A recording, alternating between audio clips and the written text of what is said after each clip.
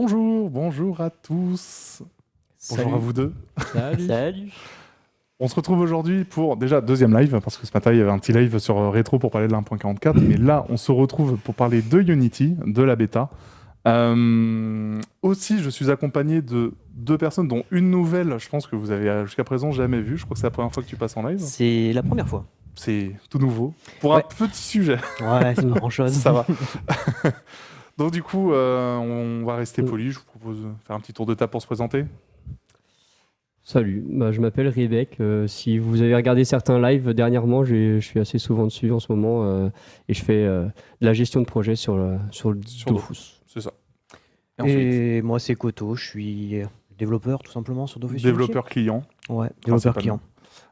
Et du coup, typiquement, pour discuter de Unity en long, large, en travers, Koto fait partie des bonnes personnes qui a énormément bossé sur le client, mais comme toute notre équipe. Donc du coup, en termes de réponses aux questions techniques, etc., il n'y aura pas de souci. On aura beaucoup de réponses à apporter s'il faut. Déjà, pour revenir un peu sur ce lancement de bêta, comment ça s'est passé? Quels ont été les ressentis? Qu'est-ce qui s'est très vite passé? Et déjà, le lancement de mardi, comment ça a été? Alors, je m'attendais pas à cette question. Je dirais que je vais essayer de dissocier 3 points différents. La première, c'est d'un point de vue serveur. On va commencer par cette partie-là, en commençant par les points positifs, si j'ai envie de dire. D'un point de vue serveur, on a fait plusieurs modifications, comme on le disait, alors ça remonte un petit peu, mais sur le serveur de connexion, sur la gestion de la file d'attente et aussi sur les lags en jeu. Et ça s'est assez bien passé, on est assez content, même très content. Souvent je sais pas si vous vous souvenez, sur les derniers temporis, le 6, le 7, surtout le 7 vraiment, ça avait vraiment été très compliqué. Ouais. Les gens, ils étaient vraiment énormément sur la file d'attente et ça avait été très compliqué d'accéder. Là, on avait plus de joueurs en attente sur le lancement de la bêta que sur un temporis actuel, donc vraiment une quantité assez énorme, et ça a très très bien décompilé. Une fois que les serveurs se sont ouverts, les joueurs ont pu se connecter assez facilement. On n'a pas eu de remontée comme quoi il y avait eu de lag ou quoi que ce soit, donc nos optimisations pour corriger le lag, en tout cas sur les maps où il y a beaucoup de monde, on est assez satisfait de ça. Malheureusement, alors c'est des trucs qui sont pas forcément visibles pour vous, mais on a eu quelques petits problèmes vis-à-vis de ça qu'on est en train de corriger. Mais en tout cas, c'est sur les serveurs où certains joueurs sur le monocompte ont toujours du mal à retrouver leur perso ou à avoir accès, donc ça on est encore en train de bosser dessus. Mais c'est clair qu'en termes de perf, côté serveur et client, là-dessus on a constaté un peu le jour et la nuit, donc oui, on reviendra sur tous les sujets qui sont épineux, enfin même plus qu'épineux sur la bêta, vous inquiétez pas. Mais en tout cas, en termes de perf, ça... Donc sur ce point-là, ça nous rassure aussi pour la fin d'année, pour l'ouverture des nouveaux serveurs. En théorie, il y aura sûrement plus de monde qu'actuellement, même s'il y a une limite, bien sûr, sur le nombre de personnes par serveur. Mais en tout cas, sur le lag, sur l'ouverture et tout ça, on est confiant sur le lancement.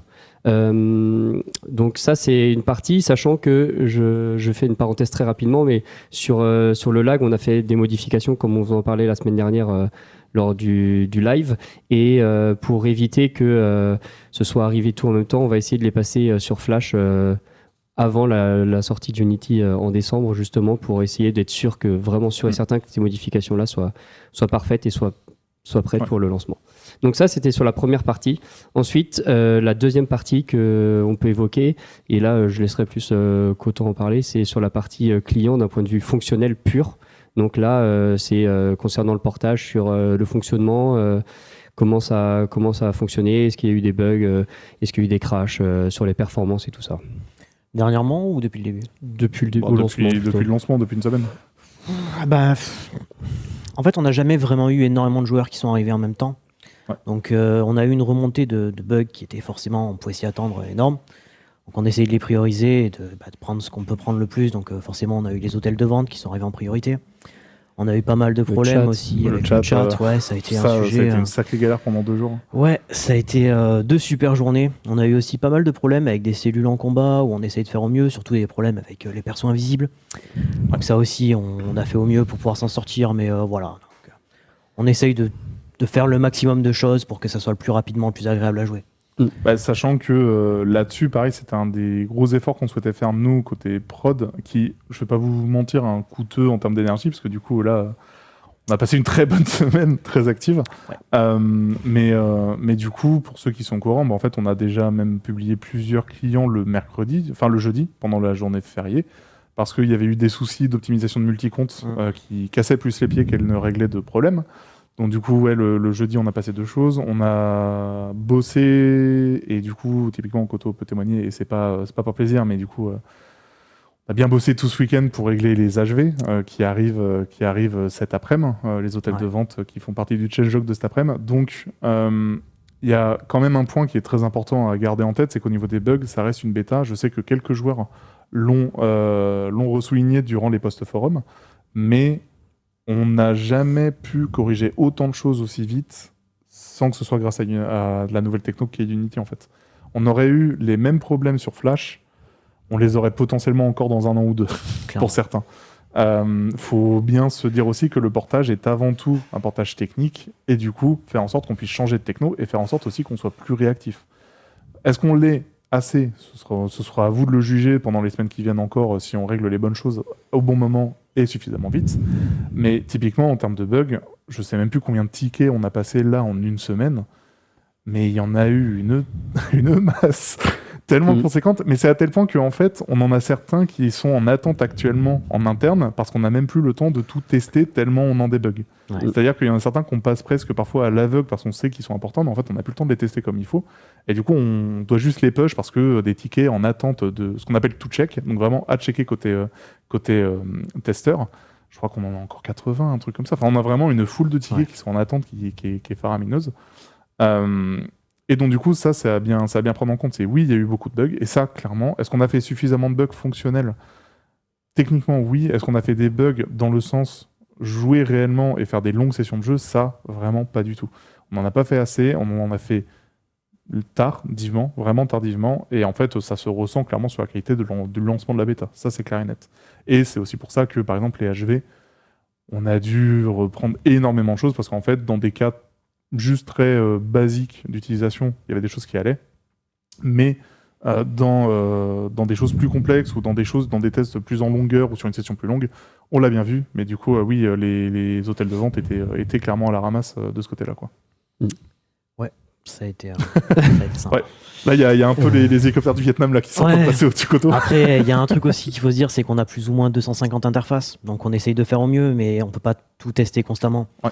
Comme le code est vachement réutilisé un peu partout, ce qui est normal pour pas avoir à faire toute la roue tout le temps. Souvent, une interface qui est cassée, en fait, on sait qu'on a au moins 10 de cassés. Rapidement, tu as des effets de bord et un truc qu'on fait quelque part va casser quelque chose ailleurs. Donc voilà. Malheureusement, on fixe un problème, on pense que celui-là, il est fixé. Les testeurs passent dessus, voient que c'est OK. Mais ils ne voient pas que derrière, on a cassé potentiellement autre chose. Tout à fait. Et du coup, le troisième point. Juste pour conclure sur la partie bug, vous avez été énormément nombreux à remonter des bugs sur le forum. Alors la dernière fois que j'ai regardé, c'était ce matin, il y avait 89 ou 90 pages de posts forum juste sur la partie bug. C'est ça, en sujet complet, ouvert. Attendez, je vais retourner sur la partie. On approche des 5000. On est à 4800 sujets, donc bugs plus feedback suggestions confondus. Donc 5000 sujets ouverts en 1 semaine. Là-dessus, c'est pareil. C'est en fait, on peut dire qu'un énorme merci, même si je sais qu'il y a énormément de choses qui ne plaisent pas du tout. Et pareil, on va y revenir par la suite. Vous êtes des fous. Enfin, parfois, oui. Quelle passion pour le jeu. Et oui, c'est une passion énorme, dévorante, et je le comprends. Mais heureusement que vous êtes aussi au rendez-vous. Vous nous aidez à faire tous ces retours sur la bêta, et c'est ultra précieux, c'est vraiment important. Oui. Du coup, mon plan à la base, c'était d'essayer de répondre à tout le monde pour remercier de... On a eu l'utopie de pouvoir répondre à tout le monde. Je crois que j'en suis à 7 pages sur 90, mais à chaque fois que j'en fais une, vous en faites une nouvelle, donc j'ai du mal à croire que j'arriverai à vous rattraper, sauf si on désactive le forum un jour. Mais du coup, c'est probablement pour ça que certaines, peut-être, des dernières réponses sont un peu moins humaines, si je puis dire, que les premières, parce que en plus, malheureusement, alors c'est aussi dû au fait que parfois c'est un peu dur de s'y retrouver dans le forum, mais il y a beaucoup de sujets qui sont souvent en doublon. Par exemple, le premier jour, j'ai dû voir peut-être une 50aine de posts sur quand on clique sur échappe, ça ferme pas l'interface de fin de combat. J'ai dû le voir 50 ou 60 fois. ce poste-là. Et du coup, généralement, je réponds assez rapidement pour dire que ça a été remonté et c'est corrigé. Donc, il y a beaucoup de tickets, beaucoup de bugs. Merci à vous de remonter ça et on essaie de faire au mieux pour répondre à tous. Voilà, c'était la conclusion de la partie 2 sur les bugs. Et du coup, la partie 3. La partie 3, c'était donc serveur, client, et ensuite, c'était, si j'ai envie de dire, pour englober toutes les modifications qu'il y avait de nouveautés sur le client Unity, donc que ce soit les animations, l'ADA, les interfaces, les maps. C'est les 4 sujets principaux, si je puis dire. On va les évoquer tous les 4. Je pense clairement, on a de quoi faire un live sur chaque point. Le problème après, c'est que ça va faire beaucoup trop de live. Je sais pas si vous aurez envie de nous écouter aussi longtemps. Alors, on peut commencer sur la partie map si vous voulez. Déjà avec une excuse de ma part par rapport à ce que j'ai dit la semaine dernière en live. J'ai vu que certains l'avaient remonté comme quoi j'avais dit que les tailles des donjons n'avaient pas été modifiées. Ce que certains joueurs ont été vérifiés très rapidement après le lancement de la bêta pour me démentir. Donc j'avais un doute quand je l'ai dit en live, j'ai hésité à le dire. Je suis désolé. J'arrêterai d'essayer de dire des choses sur lesquelles je suis pas sûr à 100%. Cet exemple-là m'a montré que j'ai rigolé parce que le plan facecam avec le gros zoom, avec le fait de dire désolé, la régie ça fait beaucoup quand même. Un peu de dramatisation de la... C'est ça. Voilà, alors du coup, je voulais commencer par ce disclaimer. Sur les maps, il y a plusieurs sujets qui sont différents. La première, c'est sur les animations de map. Alors... à ma connaissance, j'ai pas vu de mauvais retours sur les animations des maps. Elles sont mauvaises ou ça jure vraiment beaucoup. Au contraire, c'est plus souvent je retourne sur Flash, ça fait bizarre. Au bout d'un moment, on s'habitue aux animations, mais force est de constater que la seule limite sur les maps, le chariot des forgerons, il est catastrophique. Horrible. Mais ça, c'est plus un bug de rendu qu'autre chose. Mais la seule limite que j'ai vue sur les maps en termes de feedback, c'est parfois qu'il y a too much sur certaines animations ou certains rendus qui font que on a parfois des clignotements trop violents ou ce genre de choses-là. Et justement, on avait fait un test. Alors, on a un donjon actuellement qui est un petit peu notre crash test. C'est le donjon de Boustache qui vraiment, lui, a tous les potards à fond, si je puis dire. Vraiment, il flash dans tous les sens et tout ça. Et je sais plus qui est-ce qui a fait une vidéo dessus récemment. Justement, où il disait que ça rendait vachement bien. Je crois que c'est Us qui a fait une vidéo dessus où il disait que ça rendait vachement bien. Donc, je pense que ça dépend. Peut-être qu'il y a des personnes qui préfèrent que ce soit plus discret, d'autres qu'au contraire que ça pète de fou. Voilà. Donc ça, c'était sur le premier point, sur les animations. Ensuite, sur les textures, sur le système de flou. Alors, on a 2 choses à évoquer sur ce point-là. La première, c'est que lors du changelog de cet après-midi, lors de la maintenance, il y aura un premier bug qui sera corrigé. C'est lorsque vous passiez en plein écran, la résolution, elle était complètement flinguée. Oui. Parce que... Non, c'est pas du coup, ça favorisait bien sûr l'effet de flou. Il y avait un effet de flou aussi sur les personnages, donc ça a été modifié aussi vendredi. Ça a été modifié vendredi soir, mais ça, il sera pas tant qu'on n'est pas arrivé aujourd'hui, non ? Non, mais c'est déjà le cas en prod. C'est déjà le cas en prod sur la bêta. Je sais plus quand on l'a fait. Je sais plus, parce que honnêtement, entre les jours fériés et les week-ends, vu qu'on a passé notre temps à bosser, je sais plus quand est-ce qu'on a pushé. C'était jeudi. Mais je crois qu'en fait, c'est ça. Le test a été fait jeudi dans la journée et on l'a mis en place vendredi. Ouais. Et en fait, ça c'est pareil, c'est qu'en gros, limite, Koto, tu peux expliquer plus en détail ce qui se passait sur les sprites des persos. En gros, ce qui s'est passé, c'est que forcément, pour un souci d'optimisation, ce qu'on a essayé de faire, c'est pour que ça mette pas trop de temps à charger, parce que tout a un coût. On avait mis une certaine limite pour la taille des sprites, concrètement, donc la qualité des images.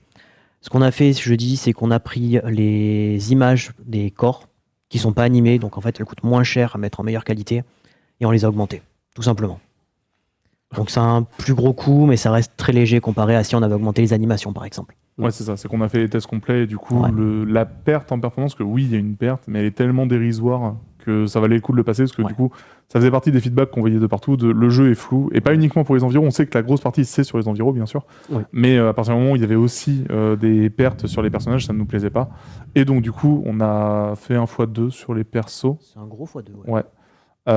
Pour faire en sorte qu'ils soient plus clean. Sur les environs, on pourra y revenir plus tard, mais oui, il y a aussi quelque chose qui sera fait. Je dis bien sera parce que ça va prendre beaucoup plus de temps, mais oui, il y a bien quelque chose qui sera fait aussi sur les environs à terme. Je laisse Tout à fait, parce que du coup, sur les environs, là, c'est pareil, c'est pour éviter que le client et que ce soit énorme. Mais comme tu as répondu sur un des posts forums, si je dis pas de bêtises, que justement, on va proposer... gratuit. Alors attention, non, parce que ça aussi, vous êtes des fous. Pack HD, j'espère que c'est pas payant, mais bien sûr que non. Mais enfin, on n'a aucune plus-value à vous proposer un jeu moche, un jeu flou, ou etc. Donc oui, Pack HD, lorsqu'il sera mis en place, ce sera gratuit, disponible sur le launcher. Il n'y a pas question que ce soit payant, quoi. Je préfère le dire dès maintenant, parce que j'ai vu des réponses sur le forum où directement...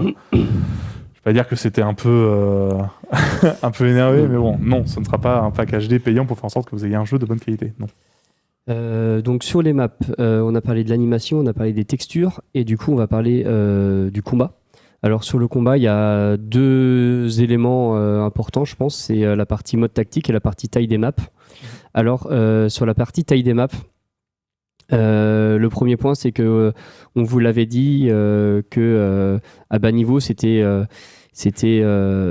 voulu que ce soit plus petit qu'actuellement parce que les persos ont moins de PM, les monstres aussi, on a moins de sorts et tout ça, donc c'était pour essayer de réduire. Mais c'est vrai que, comme vous l'avez remonté, à haut niveau, le jeu est devenu plus mi-distance, si je puis dire, mêlé. Et du coup, ça, c'est des choses qu'on va modifier aussi pour agrandir à haut niveau ces maps.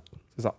En fait, ça fait partie, encore une fois, de ce qu'on souhaite observer durant la bêta. C'est des choses qu'on a quand même bossé depuis un moment en interne. Ça va pas pouvoir changer du tout au tout. Enfin, on peut pas revenir sur le fait de refaire une map exclusive par map en jeu. Ça, c'est sûr et certain que non. Actuellement, on n'a pas la possibilité de... Par contre, on peut tweaker, améliorer et progresser sur le pool de maps actuel et vous proposer des modifications pour faire en sorte qu'on retrouve le jeu qu'on connaît actuellement en termes de semi-distance ou distance. Ça, c'est sûr. Donc, du coup, il y a déjà des modifications qui devraient arriver, je ne sais plus si c'est aujourd'hui ou si c'est jeudi, pour avoir des modifications sur les plots de placement et faire en sorte qu'ils soient plus éloignés. Pas encore aujourd'hui. Mais donc, ça devrait normalement... On va travailler aussi, du coup, en parallèle sur ça, en plus de la taille des maps, sur la génération des plots de placement, parce que là, il y a un sentiment un peu de... c'est très étriqué. Les uns sur les autres. Et l'autre point sur lequel on va bosser et revenir côté LD, c'est sur les obstacles qui sont très présents sur l'ensemble des maps. Ça, c'est clair que ça casse énormément le gameplay et du coup, c'est quelque chose sur lequel on va beaucoup retravailler. Ouais. Donc oui, c'est des points sur lesquels on va bosser, qui vont s'améliorer avec la bêta, mais là, encore une fois, on a besoin de retour, d'échanger, et en fait, il faut bien dire que c'est juste pas gravé dans le marbre, ça s'améliore. C'est pas parce que quelque chose est amélioré qu'il faut juste le jeter directement dès qu'on a fait 3 jours de test. C'est important à se dire aussi, ça reste améliorable. Ensuite, si d'ici quelques mois, on s'en sort toujours pas et qu'en fait, la formule est pas bonne et qu'il faut revenir en arrière, bah, du coup, on reviendra en arrière. Mais pour le coup, les maps de combat, c'est pas quelque chose qu'on peut actuellement en termes de production abandonner tout de suite. On doit d'abord vérifier une fois amélioré, une fois des changements passés, si c'est bon ou non, et ensuite revenir en arrière, c'est le cas échéant. En fait, j'ai dit qu'il y avait 2 points sur les maps de combat, mais en fait, il y a 3 points. La question, c'était la question de la lisibilité aussi du mode tactique. Alors, il y a plusieurs points sur celui-ci. Le premier, c'est sur tout ce qui est lisibilité des cases. Est-ce que c'est bien compréhensible? C'est un système qu'on avait sur le Coliseum déjà, mais qui n'était pas obligatoire sur le Coliseum. Et là, aujourd'hui, sur le PVM, il l'est. Et du coup, il y avait des remontées comme quoi c'était pas forcément lisible avec certains glyphes, que c'était chargé visuellement aussi pour les joueurs ou des choses comme ça. D'un autre côté, on a aussi des bons retours sur ces maps tactiques. Je me suis promis de ne pas utiliser le mot mitigé parce que là, je vais avoir une foule de forums et c'est fini. Oui. Mais sur la lisibilité des maps tactiques, j'ai vu à la fois des bons et des mauvais retours sur ça. Oui, complètement. Pour le coup, mais en fait... C'est pareil, c'est un truc sur lequel j'en ai discuté un peu avec Manaya, qui est notre responsable de com côté Dofus. On fera un sondage, je dis fera parce que j'ai pas encore de date précise en tête, si c'est du coup cette fin de semaine, la semaine prochaine ou quoi. Mais du coup, on va faire un sondage qui apparaîtra et sur Flash et sur la bêta pour qu'on puisse avoir des réels chiffres de contentement ou non côté communauté. C'est ultra important. Parce que oui, au niveau des maps tactiques, en fait, je sais que ça fait beaucoup parler. Mais clairement, tout n'est pas noir ou tout n'est pas blanc. C'est des choses qui, encore une fois, ont besoin d'être améliorées. Mais en fait, tout le monde ne déteste pas ou tout le monde n'adore pas. On est vraiment sur au moins un entre-deux, mais en fait, on ne sait pas où est-ce qu'on se situe. Et c'est important, encore une fois, d'avoir des sondages là-dessus pour savoir où est-ce qu'il y a réellement les points d'attention. Et si, encore une fois, on est sur un 95-15 de personnes qui n'en veulent pas, en fait, la question n'est pas à se poser. Mais si on est sur du 50-50 ou ce genre de choses-là, en fait, c'est complètement différent. Je sais plus où j'ai lu ça. Je crois que c'était peut-être dans le chat avant ou sur le forum. Je lis tellement de trucs. Mais faut pas croire que s'il y a un 50-50 sur le sondage, on est content. 50-50%, c'est... 50-50, c'est un aveu d'échec. C'est un... 95-15, t'as dit, a priori. Bref. Le fameux 95-15. Ça, c'est les chiffres en Kama, comme certains sont persuadés qu'on pipote les chiffres. Voilà, exactement. Le problème, c'est que si on partage des chiffres après des sondages, il y a toujours des gens qui vont dire qu'on ment sur les résultats. Donc, on peut vous les partager si vous voulez. C'est pas qu'on n'a pas envie de les partager, mais... Et je sais d'ailleurs que vous avez posé la question de le dernier sondage sur l'ADA, mais en fait, justement, on les a pas partagés, et ça, c'est de notre faute, clairement. Mais à culpa, on aurait dû. Mais pour le coup, les résultats étaient vraiment... bon, on était content des résultats en fait. C'est des choses qu'on a observées sur le long terme et c'est aussi pour ça qu'on a fait beaucoup plus de live durant toute l'année pour pouvoir vous dévoiler l'ADA de plus en plus souvent. Mais en fait, lors du sondage, je dis bien lors du sondage, je dis pas de la bêta maintenant, interprétez pas mes termes, mais lors du sondage qu'on a fait il y a quelques mois suite au live sur l'ADA, les joueurs étaient majoritairement OK pour l'ADA, n'aimaient par contre moins leur classe, ça c'est clair. En fait, dès que c'était pas sa classe, les chiffres étaient globalement sur du 70% qui aimaient bien. Par contre, dès que c'était sa classe, ça descendait sur du 40 ou du 50%.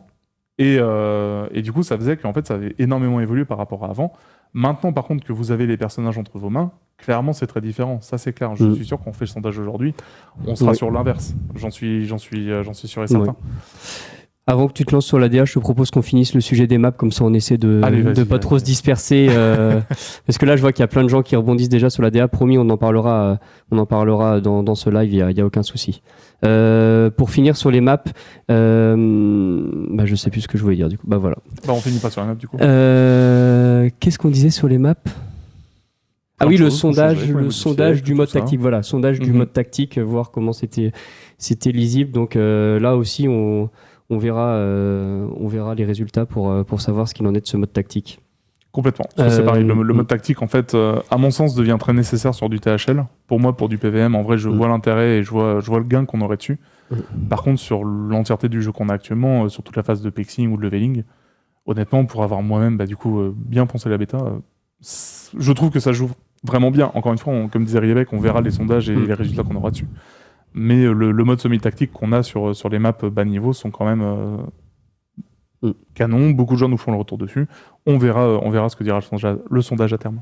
Tout à fait. Du coup, les 3 autres points, c'est animation, interface et DA. Donc sur l'animation, alors il y a eu plusieurs points sur l'animation. Sur l'animation des sorts, il y avait eu beaucoup d'inquiétudes sur ça. Les animations sont assez fluides et s'enchaînent rapidement au combat. J'ai quand même vu des personnes qui comparent le temps de tour entre Flash et il y a eu un super tweet de Feka. Oui, en l'occurrence, c'est lui que j'ai vu comparer les temps de tour en combat, donc des animations. Comme quoi sur Flash, c'est beaucoup plus rapide en mode compagnon.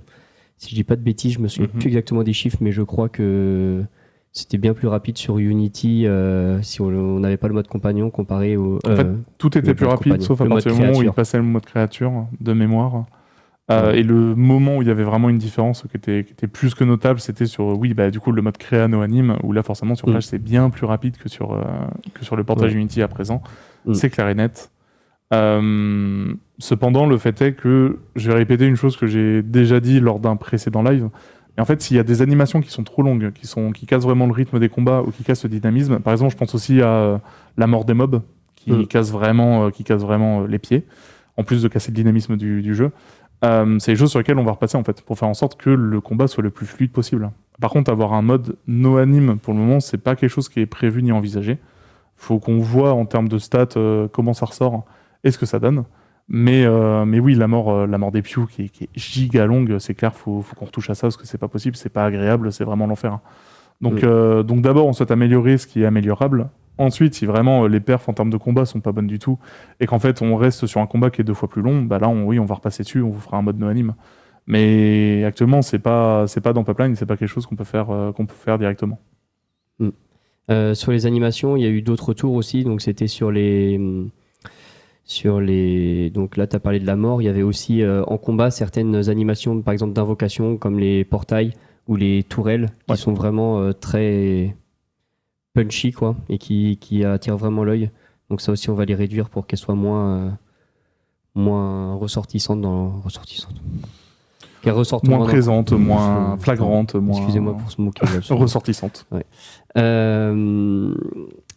Et sur le dernier point le plus important, j'ai envie de dire, sur les animations, c'était sur les idols, je pense. Ouais. Idols hors combat et aussi idols en combat. Surtout en combat, j'ai l'impression, si je dis pas de bêtises, mais un petit peu hors combat aussi. Globalement, hors combat, il faudrait qu'on la calme un peu. Oui. Parce que respirer des genoux, c'est bizarre. Dans l'idée, si je résume les retours joueurs, je pense que Koto, t'as vu les retours. Oui. Et pour l'idol en combat, oui, il y a l'idol boxer. Je pense qu'on peut la résumer comme ça, ou l'idol kung fu, je sais pas, qui est présente, wakfu, et l'idol wakfu, oui, parce qu'on a copié-collé wakfu du coup. Oui. Pour le coup, ça, j'ai déjà fait le point avec l'équipe animateur, et c'est quelque chose sur lequel on va repasser et vous proposer des animations d'idol par personnage. Koto ici présent en témoigne, puisque ce sera sûrement une des personnes qui va devoir passer dessus pour l'intégration. L'idol, pour ceux qui savent pas jouer avec une question, c'est les poses d'attente. Oui, c'est quand ton personnage ne fait rien. C'est ça. Donc du coup, ça, c'est quelque chose sur lequel on va repasser. Et nous, ce qu'on appelle en mode RP, donc hors combat, et en combat, il va y avoir des animations d'idol différentes pour les classes. Il faut vraiment, par contre, pour le combat, qu'on fasse des tests, parce que, là pareil, Koto pourra en parler, mais on a des trucs vraiment très spécifiques qui font que ça va pas être si simple que ça. C'est pas forcément si compliqué non plus, mais il faut vraiment qu'on fasse des tests pour trouver la bonne formule. Parce que actuellement, au niveau des transitions, des cycles, des sorts et tout, il y a pas mal de petites spécificités quand même. Ouais. Alors qu'on fasse attention à pas casser d'autres choses en implémentant des nouveaux systèmes. C'est ça. Ça va être un peu touchy. Mais... Et il faut aussi qu'on soit vigilant à faire en sorte que les transitions soient, encore une fois, actuellement elles sont vraiment très fluides. Et donc du coup, on va sûrement devoir prendre des raccourcis dans un premier temps pour bien tester ça et voir ce que ça va donner en jeu, mais c'est trop important de vous rendre ça. Donc du coup, oui, au niveau des idols, il y aura des animations d'idols différentes et hors combat et en combat. Ça, c'est quelque chose qui va arriver quand... c'est quelque chose qu'on va commencer à produire, nous, à partir de la semaine prochaine pour commencer à faire des tests. Donc du coup, ça arrivera dans les prochaines semaines. Je ne peux pas vous donner une date précise, mais c'est dans les prochaines semaines. Indication de début de tour aussi, alors pardon, je fais ce que tu as fait tout à l'heure, c'est que je diverge complètement. J'ai vu la question parce que c'est revenu très souvent. C'est prévu aussi. Son début de tour, on va bientôt déjà en remettre un parce que le lag est dessus. C'était quelque chose qui était. Le début de tour, celle où on voit le personnage qui joue, c'est ça ? En fait, déjà le son, c'est quelque chose qu'il va remettre de base parce que c'est un peu différent et il me semblait que côté technique, c'était appelé par 2-3 endroits et c'était un peu casse-pied, donc du coup, il regardait déjà maintenant. Et ensuite, oui, avoir vraiment la notification de début de tour, etc. au complète et tout, c'est quelque chose qu'on a enlevé un peu au dernier moment parce qu'en fait, c'était un système qui était tel qu'il était développé à l'époque, très archaïque et vraiment à refaire. Du coup, oui, c'est quelque chose qui est toujours prévu. Ça arrivera, faut qu'on bosse dessus et qu'on l'intègre, mais dans un premier temps, on va faire d'abord le son et puis ensuite, il y aura un peu le reste qui arrivera. Tout à fait. Du coup, on a parlé serveur, client, et sur les nouveautés, on a parlé map, animation, et du coup, il nous reste DA et interface. DA et interface. Les sujets les plus épineux pour la fin, écoutez, comme ça, on termine sur les bons sujets. Du coup, DA ou interface ? Il ou face ? Non, je vois que ça demande DA directement, donc... alors, on va parler de la DA. Là aussi, je vais essayer de faire une... finalement... Plus interface. Plus interface, finalement. DA, interface. Dites-nous, DA ou interface ? On va parler des deux. Ça fait interface, hein. Non, ça revient sur la DA. Non, okay. Ça revient sur la DA, on est bien. Sur la DA, je vais essayer de différencier, je pense, deux choses. Qui est la DA des classes et la DA des objets. Parce que on a eu des retours sur les deux. Les retours sont, alors je vais dire un petit peu différents sur les deux. Si je puis me permettre, vous me coupez. Là encore, comme la semaine dernière, vous ne m'avez pas coupé, alors je disais n'importe quoi, mais là, si je... on n'avait pas eu d'infos la semaine dernière. Sur la partie DA des classes, il y a beaucoup de sujets qui critiquent la DA, faut pas se le cacher. Comme tu disais, on a fait un live il y a 3 semaines, un mois avec Lorco et Laka, c'était il y a un bon mois facile. Et alors, force est de constater, je ne veux pas que vous nous traitiez de politique ou de menteur, parce que je vous promets que les chiffres, c'est vraiment ça. C'est ce que Papineau a partagé. C'est qu'à la fin de ce live-là, il y a eu un sondage. Les gens étaient contents. C'était environ 70-75% des gens qui étaient satisfaits de ce qu'il avait montré. Alors, il faut bien tempérer les retours qu'il y avait eu dans ce live-là, parce que c'était... Voilà, menteur. Bon. Menteur. Non, Riebeck. Faut tempérer les résultats, parce que bien sûr, ils étaient montrés sur un PowerPoint. Ils étaient montrés avec beaucoup d'options de personnalisation qu'il n'y a pas en jeu actuellement. Ouais. Tout à fait. Je pense que, comme tu disais, si on refait un live aujourd'hui, il y a... Si on fait un sondage aujourd'hui. Un sondage aujourd'hui, en effet, il y a beaucoup de personnes... Plus qu'à l'inverse, je pense. Oui. J'ai vu beaucoup, on peut le dire, quasiment exclusivement des posts sur des retours négatifs sur la DA. Donc là, je parle vraiment de la DA des personnages. Il y a eu pas mal de retours qui sont différents, que ce soit le manque d'âme, le manque de vie, le manque de différenciation entre les classes.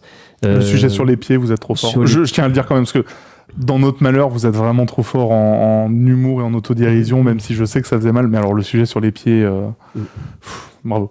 Et au-delà du sujet sur les pieds, il y a celui de Nenezuko qui a repris l'ensemble des personnages pour proposer des couleurs et des slots de couleurs différents, qui est vraiment trop cool. Il y a eu un sujet que j'ai vu passer sur Pandawa et l'Eneripsa, qui était vraiment trop bien aussi. Vraiment, encore une fois, merci beaucoup pour tous ces sujets. Je sais qu'il y a aussi un sujet, c'était j'ai plus le pseudo, je suis vraiment désolé. Un Enutroph fatigué ou un Enutroph en colère, je sais plus le titre exactement. Et ça aussi, je me souviens l'avoir déjà vu passer à l'époque, qui était vraiment très très bien. Et oui, je ne peux que vous rejoindre. Les feedbacks sur la durée n'ont pas été assez pris en compte. Oui, ça, clairement, on a fait des modifications. On n'a, à mon sens, pas été assez loin, sinon on n'en serait pas là aujourd'hui. Et du coup, on a déjà fait un point avec l'équipe Kara pour repasser sur les Kara Design et ajouter plus de points de différenciation sur les différents persos. C'est Sangwan. Du coup, pour avoir plus de personnalisation et de différenciation, sur les différents persos, on est en train de repasser dessus. C'est les choses qu'on va vous proposer. On va voir l'évolution, si elle convient ou non. Et c'est quelque chose qui va être amené à évoluer durant la bêta, là aussi. Donc du coup, oui, les détails, exactement, c'est les choses sur lesquelles on est en train de repasser. Donc du coup, qu'on va vous proposer dans les semaines qui viennent. Sujet que je vois maintenant, parce que vous êtes en train de le spammer, mais non, Colibri, il n'y a pas sujet de reprendre cette personne. Je n'ai rien contre elle. Mais il n'y a pas sujet de reprendre une ancienne employée ou des choses en interne se sont très très mal passées et où laquelle il y a eu beaucoup de très mauvais sujets. La R&D, supposée R&D que vous voyez de sa part, n'a jamais été quelque chose de demandé, n'a jamais été quelque chose de fait dans les bonnes conditions, et tout ce qui a été proposé de ce côté-là n'est jamais quelque chose qui est intégrable tel quel en jeu. Je n'ai rien personnellement contre elle, même en étant arrivé chez Ankama, je l'ai très peu connue avant qu'elle parte. Mais non, le travail de Colibri ne sera pas intégré en jeu. Vous pouvez arrêter de spammer avec ça. Pour le coup, c'est vraiment quelque chose qui ne sera pas intégré ni intégrable en jeu. Comme je disais par contre, au niveau de la différenciation des persos, le fait de retravailler sur l'ADA et les carrés, etc. Oui, j'ai déjà fait un point avec notre équipe de car artistes. C'était hier après-midi, de mémoire, ou hier matin, je ne sais plus. Et donc oui, c'est des sujets sur lesquels on est en train de les retravailler et sur lesquels on va proposer des modifications durant la bêta et continuer de s'améliorer dessus. J'ai divagué, mais... c'est toujours dans le thème de l'ADA, donc ça va. Donc sur l'ADA, les points qu'on avait notés, oui, c'est donc le manque de différenciation entre les classes, le manque de détails, le côté un peu terne des classes. Donc, on va revenir vers vous. Le fait que sur la plupart des classes, je vais dire humaines, dans le sens où Sacrieur, Feka, Upper Mage, donc toutes ces classes-là, pas les classes à base animale telles que Uji, etc. Oui, on a du mal à les différencier actuellement. Même sans caser d'équipement de base, ça c'est compliqué.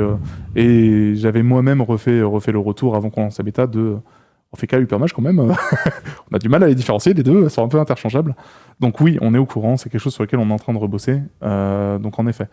Ensuite, les grosses têtes, il faut retirer, il faut vraiment qu'on fasse un test pour voir ce que ça donne. J'ai vu, typiquement, c'est quelque chose qui avait été fait sur le sujet de l'Eniripsa, femelle, qui était vraiment très cool. La Yopet aussi, sur un des très très gros sujets forum. Il faut qu'on fasse des tests, il faut qu'on voit, mais encore une fois, je suis réellement pas du tout fermé à ce qu'on fasse tout ça. L'équipe de base n'est pas fermée à faire tout ça. Il y a simplement eu à mon sens, mais ça on pourra en parler dans d'autres conditions, mais une course contre la montre qui s'est lancée et qui font que les feedbacks, même s'ils étaient entendus, connus, n'étaient pas appliqués. Je sais pas si tu avais d'autres... Si, donc là on a parlé des classes. Pour parler des items, j'ai l'impression qu'il y a eu... Peut-être que je me trompe, mais j'ai l'impression qu'il y a eu moins de critiques sur les items que sur les classes. Non pas qu'il n'y a eu pas de critiques, je veux pas du tout le nier. Mais là, pareil, les critiques qu'il y avait sur les items, c'était les mêmes que sur les classes où les items ils perdaient de leur personnalité, certains comme la Prespic ou la Melou, des items comme ça qui sont assez emblématiques de Dofus. Qui ont pas forcément plu, faut le dire. Mais là il y a eu moi je précise que j'essaie de lire au maximum les feedbacks, les vidéos YouTube, je regarde des lives aussi, mais je m'occupe principalement de la partie des bugs, donc je sais que Papineau a lu beaucoup plus de posts que moi, peut-être qu'il a un ressenti différent. Ouais, la coiffe champion, vous inquiétez pas, on va repasser dessus. Hein. Je l'ai constaté aussi, j'ai vu le avant-après, je suis en mode ça c'est... Non, on va clairement repasser dessus, c'est pas possible. Donc oui, la coiffe champion, mais là je parle de la coiffe champion parce que c'est le sujet qui est beaucoup revenu avec le avant-après sur les podiums. Honnêtement, j'ai pas de liste en tête de absolument tous les items qu'on va retoucher, mais il va y avoir des items qui vont être retouchés parce que actuellement, comme le disait Riebeck, en fait, on n'a pas tous les items où c'est un gros nom. En fait, il y a plein d'items qui ont été découverts où en fait c'était en mode oh putain, ça c'est cool. Et d'un coup, on tombe sur, je sais pas, le Prespic. Et le Prespic, on fait ah, c'est moins cool. Le Taudis, qui est un coup de vent et on se retrouve à une carne, je pense. Il y a des choses comme ça qui sont revenues, et donc il y a le voile d'encre qu'on y a retouché. Le voile d'encre qu'on y a retouché, s'il y a encore besoin de refaire une autre touche, bon, ça m'arrangerait non, parce qu'au bout d'un moment, faire des V4 d'items, c'est pas évident.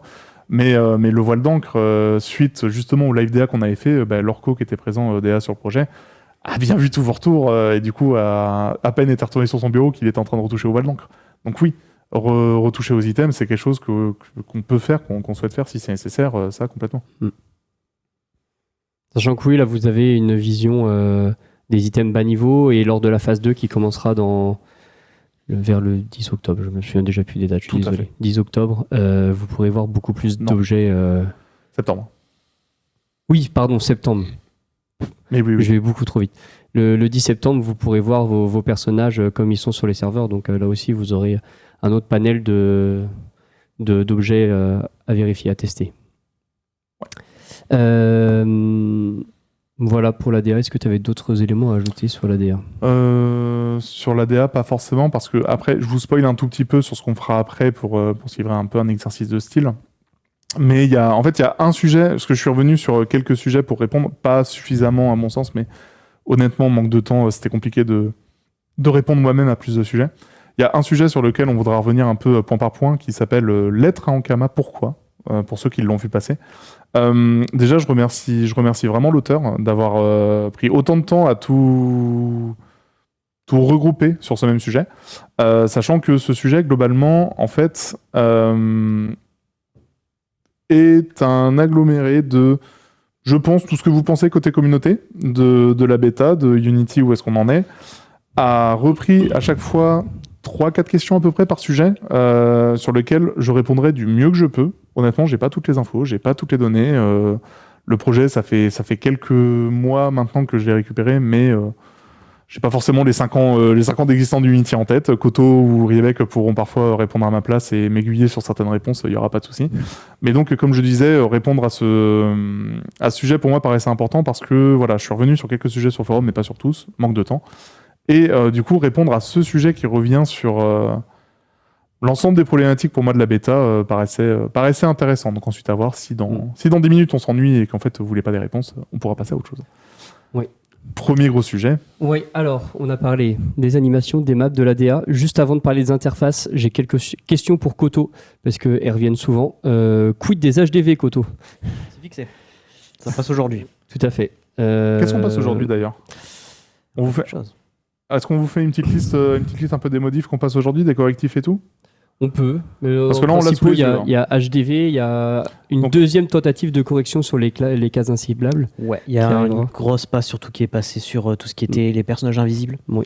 Et du coup, on en a repris aussi un bon morceau qui devrait potentiellement fixer un paquet des cellules qui étaient pas inciblables. Ouais. Au niveau de l'HV, pour que je vous liste un peu dans le détail ce qu'on a fait, l'onglet vente, il y a une correction d'un crash possible lors de l'édition de prix et la sélection multiple des objets. Pour la partie inventaire, on a corrigé le filtrer les ventes possibles. On a corrigé le fonctionnement de la touche entrée dans l'HDV. Dans l'onglet achat, les objets en vente sont correctement triés par prix désormais. Enfin, onglet achat, les objets achetés sont correctement retirés de la liste des objets proposés. Et encore pour l'onglet vente, on a la correction du tri par prix de vente. Ensuite, la saisie des valeurs dans l'interface de répartition des caractéristiques, c'est réparé. Vous pourrez enfin les saisir comme il faut et puis avoir des interversions bizarres sur la saisie. Et tout le type des groupes de monstres affiche les informations en gras pour plus de visibilité. Le choix des challenges, c'est plus nécessaire de rechoisir au choix à chaque combat. Ça, on n'en pouvait plus aussi. Le craft coopératif est fonctionnel et de nouveau fonctionnel. L'affichage plein écran, toi tu t'en as déjà parlé tout à l'heure, Québec, mais du coup on a corrigé le problème qui rendait l'affichage flou sur le plein écran. Les identifiants de sorts ne sont plus affichés sur l'interface de sort. C'est pas pour dire que l'interface de sort va devenir parfaite et c'est ce que vous voulez, mais en tout cas il n'y aura plus le entre parenthèses avec l'ID qui était horrible. Les UI apparaissent correctement si on sort du tutoriel sans avoir fait le premier déplacement. Les effets des objets comportant des dates s'affichent correctement. L'interface des ensembles fonctionne totalement. Chat, correction des balises et de l'historique des messages privés, parce que ça, vous nous avez bien cassé les pieds tout le week-end avec le chat. Il suffit d'un oubli de balise HTML et ça y est que le chat, ça devient le combat de tout le monde avec le /clear, quoi. C'était quelque chose. Après, ça m'a permis de faire un petit tri entre bannissement et /bloqué, c'était bien. Au moins, ça m'a permis de purger les relous du jeu. Hein. Mais alors, mon Dieu, vous êtes inventif. Hein. L'interface des ventes en ligne est corrigée. Au niveau de l'UI de fin de combat, les stats de fin de combat affichent bien les infos du combat concerné. Les ressources sont triées par prix moyen et l'XP est correctement affiché. On a corrigé la tooltip au survol des combattants.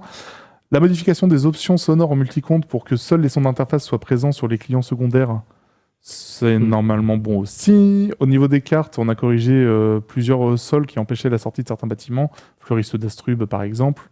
On a corrigé des animations sur plein de cartes. On a fait une petite passe d'opti sur 2 petits points, vous pourrez les lire. On a corrigé des soucis de port, etc. Et au niveau des classes, il y a eu des correctifs. Je ne vais pas rentrer dans les détails des correctifs, mais il y a eu des correctifs sur le Forgelance, le Yop, l'Héliotrope, le Hypermage, le SRAM, le Xelor, le Ginac, le Caflip, le Stever, le Roublard, les Luntrof, le Samodas et le Sadida.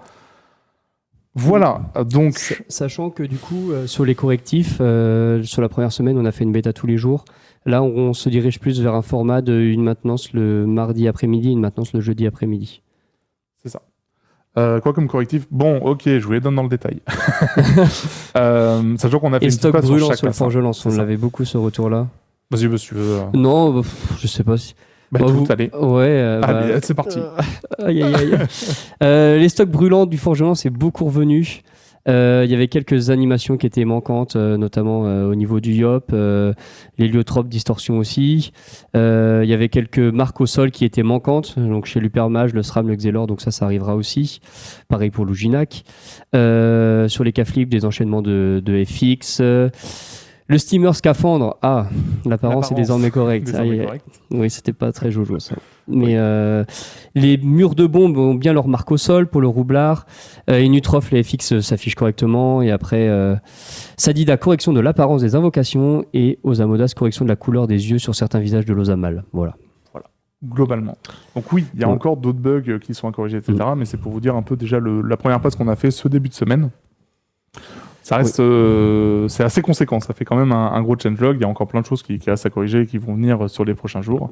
Comme le disait Riebeck, actuellement, on va plus avoir un rythme de 2 maintenances dans la semaine, une le mardi et une le jeudi. Donc du coup, les prochains gros changements ou correctifs arriveront jeudi pour une partie d'entre eux. Tout à fait. Et du coup, voilà. Et l'autre question, avant de parler du dernier sujet des interfaces pour encore Koto, qu'est-ce qu'une fuite mémoire? Parce que je crois que tu es en train de travailler sur 2 fuites mémoire actuellement. Qu'est-ce qu'une fuite mémoire? Comment ça se... Tous les problèmes sont des fuites mémoire. Donc, recontextualisons un peu. Qu'est-ce qu'une fuite mémoire? Qu'est-ce que c'est et qu'est-ce qui arrive prochainement? Et à quel point c'est un enfer pour toi? Concrètement, une fuite mémoire, c'est quand on libère pas quelque chose de la mémoire. Donc, dit comme ça a l'air simple, mais en gros, actuellement, on a l'air d'en avoir 2 majoritaires. La première, c'est celle sur les items dans l'inventaire, et donc dans les banques. Mais pas que dans les inventaires et dans les banques, c'est tous les endroits où vous allez en avoir. Donc oui, actuellement, vous risquez de monter en RAM si vous allez en banque, que vous la fermez, que vous la réouvrez, que vous la refermez. Ouais. On est dessus. Ça va arriver vite, mais voilà, on sait qu'il y a ça. Et il y en a une deuxième qui est, alors si je me plante pas, comparatif. C'est le comparatif quand on est dans le bestiaire, je crois. Entre le bestiaire et l'inventaire, ouais. Avec le raccourci. Donc celui-là aussi, il y a de grandes chances que le premier fixe celui-là, comme ce que je disais tout à l'heure, en fait, tout est lié. Donc voilà, normalement, vous ne devriez pas monter au-dessus de 2 Go, 2 Go 3 actuellement. Donc on n'a pas encore toutes les optimisations qui sont passées, mais c'est pas normal que vous montiez à 3 ou 4 Go. C'est juste parce qu'il y a encore ces problèmes-là qui sont là. À terme, ça sera plus le cas. Au niveau des freezes sur les sorts, SADI, et il n'y a pas que le SADI qui est concerné, hein, parfois le steamer aussi, etc. C'est plus aux états, ouais. Mais aussi sur les NIRIPSA. Faut qu'on travaille dessus, on n'a pas encore eu le temps vraiment de faire une belle session de profiling sur le jeu, globalement, d'identifier précisément d'où ça vient. Est-ce que ça vient des skins, est-ce que ça vient des spells, etc. Il faut qu'on fasse une grosse passe de profiling dessus. C'est prévu, c'est juste qu'actuellement, vraiment, l'hôtel des ventes, c'était pas possible. Donc en fait, on a focus hôtel des ventes. Sadi, Niripsa, Steamer, etc. Ça va arriver. Mais il faut d'abord qu'on passe vraiment ces gros correctifs sur l'hôtel de vente qui était pas possible. On pouvait pas vous laisser ça en l'état sur le jeu. Ouais, c'est ça. Donc même s'il y a des bugs que vous pensez ultra importants, parfois il y a des bugs qui sont ultra importants. Donc on essaie de les prioriser, c'est pas tout le temps facile. On essaie toujours de se dire à quel point ça bloque l'expérience de jeu. Par exemple, le chat, c'était ultra plus. Oui. Et combien de joueurs qui sont impactés aussi. Donc c'est pas forcément un exercice facile de prioriser. On essaie de faire au mieux. Parfois, il y a des bugs qui sont un peu moins prioritaires, mais qui sont très faciles à corriger. Contrairement à d'autres, par exemple, le cas de la case inciblable, il est très important. Ça mais fait longtemps qu'on l'a en interne. En fait, en gros, ce qu'il faut savoir, et je pense que vous vous en rendez compte, c'est que typiquement, la case inciblable, le bug apparaît de plus en plus la session est longue, en fait. Donc c'est forcément lié à quelque chose de pas propre qu'on fait, qui reste et qui s'accentue avec le temps et qui a un peu un effet boule de neige. Et en fait, ça fait un moment qu'on l'a en interne, on le sait. On savait qu'il était là, le ticket, ça fait longtemps qu'on l'a. Mais en fait, on n'a jamais réussi, et même à présent, même quand on vous demande vos logs, etc., en fait, les logs n'ont rien dedans. C'est-à-dire qu'il y a quelque chose qui fait que les cases deviennent inciblables. On n'a aucune trace de ce qu'il fait. Ce qui fait qu'on Koto l'a longtemps traqué en interne, avant que la bêta se lance. La bêta se lance, on savait qu'il y avait le bug. C'est revenu énormément. On continue d'essayer de le traquer, mais en fait, on n'a pas de truc. C'est les invos, c'est une piste qu'on a eue pendant un long moment. Malheureusement, il y a eu déjà un fixe qui était passé il y a quelques mois sur justement les invocations, parce que c'était un bug qu'on a vu sur Flash historiquement, il y a vraiment très très longtemps. Du coup, normalement, c'est pas censé revenir de ça, mais encore une fois, Koto qui a passé de nombreuses heures sur le bug pourra mieux en parler que moi, mais il est galère celui-là. Normalement, il devrait être fixé, mais il y a genre 50% de chances qu'il soit. J'ai repris une grosse partie de la racine en fait où on détectait mal certaines choses de potentiellement le RP ou d'autres combats avant. On va voir. Disons que la stratégie comme ça, quand on n'a pas de repro, une repro c'est le Saint Graal pour nous. Quand on fait un ticket de debug, c'est de dire on a une liste d'actions, si tu fais ça, plus ça, plus ça, plus ça, t'as le bug. Et là, avec les cases inciblables, on n'arrive pas à avoir une repro, donc on ne sait pas quelle suite d'actions il faut faire pour réussir à avoir le problème de la case inciblable. Du coup, la stratégie est de dire, comme on ne sait pas d'où vient le problème, on va regarder tout le code et on va dire, ok, je vais faire du gros nettoyage, si je puis dire. Exactement. C'est un peu c'est ce qu'on appelle des refactos. À l'inverse du cas où on avait le personnage invisible ce week-end, par exemple avec les blops, où là, par contre, on avait une repro et on sait qu'il est fixé. C'est ça. Complètement. Voilà, piste case inciblable, mode invisible. En tout cas, c'est la piste qui a été creusée. C'est ce qui va arriver cet après-midi. Donc, si tout se passe bien, c'est en effet ça. C'est ce qui a été corrigé. Et à partir de ça, on l'a plus. Si c'est pas ça, il faudra qu'on ait encore une énième piste parce que ça va faire la 10e ou 20e piste qu'on. Évidemment, il n'y a plus rien de sale dans le code. Au bout d'un moment, par contre, le jeu traque ça. Là, on est bien. Limite. Donc voilà pour les petites questions de merci Koto. Et je m'en veux parce que j'ai dit qu'il y avait 4 modifications, mais en fait il y avait 5 modifications. Donc avant de parler des interfaces, je vais juste parler très rapidement de la partie son qu'on n'a pas évoqué, mais on a eu alors à ma connaissance que des très bons retours, en tout cas sur les musiques. Les bruits de pas. Les bruits de pas. Alors les bruits de pas. On n'en peut plus. En multi-compte, il y a le fait que le son se superpose aussi. Donc ça, on est en train de voir pour modifier ça. Les pas, on va faire des modifications aussi. Ouais. Mais sur les musiques et sur les classes, il y a encore certains sorts qui n'ont pas de son, sur lesquels on est en train encore de passer dessus. Mais en tout cas, de ce côté-là, je dirais que c'est l'un des... Là, pour le coup, c'est... Avec l'animation des maps, c'est les deux parties... C'est ce que j'allais dire. Avec l'animation des maps, c'est vraiment les 2 points positifs qui sont revenus. Donc, et du coup, les interfaces. Alors, sur les interfaces... sur les interfaces... Que dire? Il y a eu beaucoup de retours sur les interfaces. Généralement, alors, il y a eu certains retours qui sont génériques sur toutes les interfaces et d'autres qui sont vraiment sur certaines interfaces bien précises. Donc, on va essayer d'évoquer les deux. D'un point de vue interface de manière générale, on a quelques éléments forts qui sont revenus. C'est le fait que les informations importantes ne remontent parfois ne ressortent pas assez de l'interface. Des informations, comment dire, enfin, moins importantes qui ressortent en tout premier. L'exemple principal, c'est les infobulles de sort, de sort aussi, mais les infobulles d'équipement où c'est la liaison, le poids, le prix qui sont mis en tête et ensuite les caracs, alors que c'est les caracs qui sont le plus important. Donc il y a aussi d'autres interfaces comme ça où les éléments les plus importants ne ressortent pas assez. Et l'autre remarque générique, c'est la facilité à lire les interfaces, si je puis dire, de manière générale. Donc c'est généralement des retours sur la taille de la police, sur le fait qu'il y ait beaucoup de choses sur les interfaces parfois, qu'il n'y a pas assez de contraste entre certains éléments qui ne ressortent pas assez.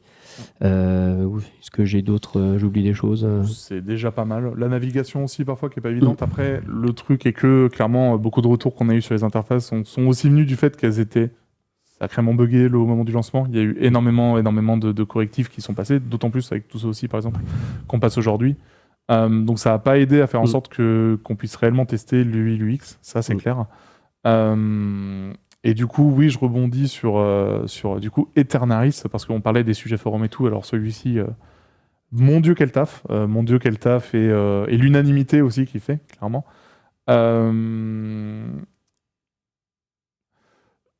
Je réfléchissais, attendez, je fais la phrase dans ma tête et je...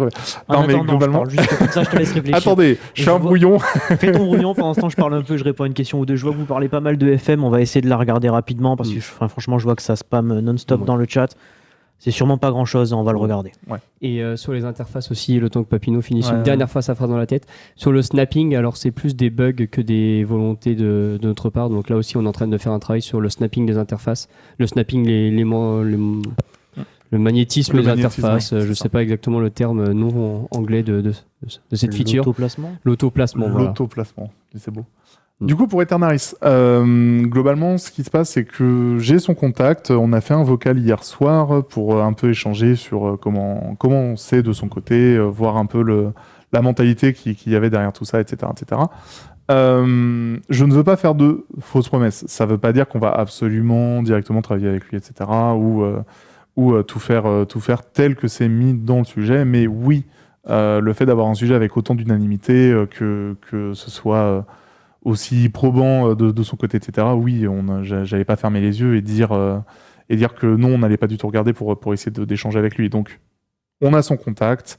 Comme je disais, on a fait un vocal hier soir tous les deux pour voir un petit peu comment on pouvait mettre ça en place. On va voir si on peut travailler avec lui et du coup faire évoluer l'interface. Comme le disait par contre Rebecca, il y a vraiment deux sujets différents. D'un côté, il y a l'UX, de l'autre côté, il y a la tête qu'ont les interfaces, la DA de l'interface. Je ne peux pas encore vous dire à quel point on va revenir sur toute l'UX. On a beaucoup de correctifs déjà en tête qu'on souhaite faire, qui sont en cours, qui vont arriver, etc. Par contre, j'ai clairement bien compris le retour sur la DA de l'interface, le fait qu'elle soit impersonnelle, qu'elle ne ressemble pas à Dofus, etc. Oui, complètement. Donc, encore une fois, on a le contact d'Eternaris, on va voir si on peut travailler avec lui et les modifications qui sont à faire au niveau de la DA de l'interface.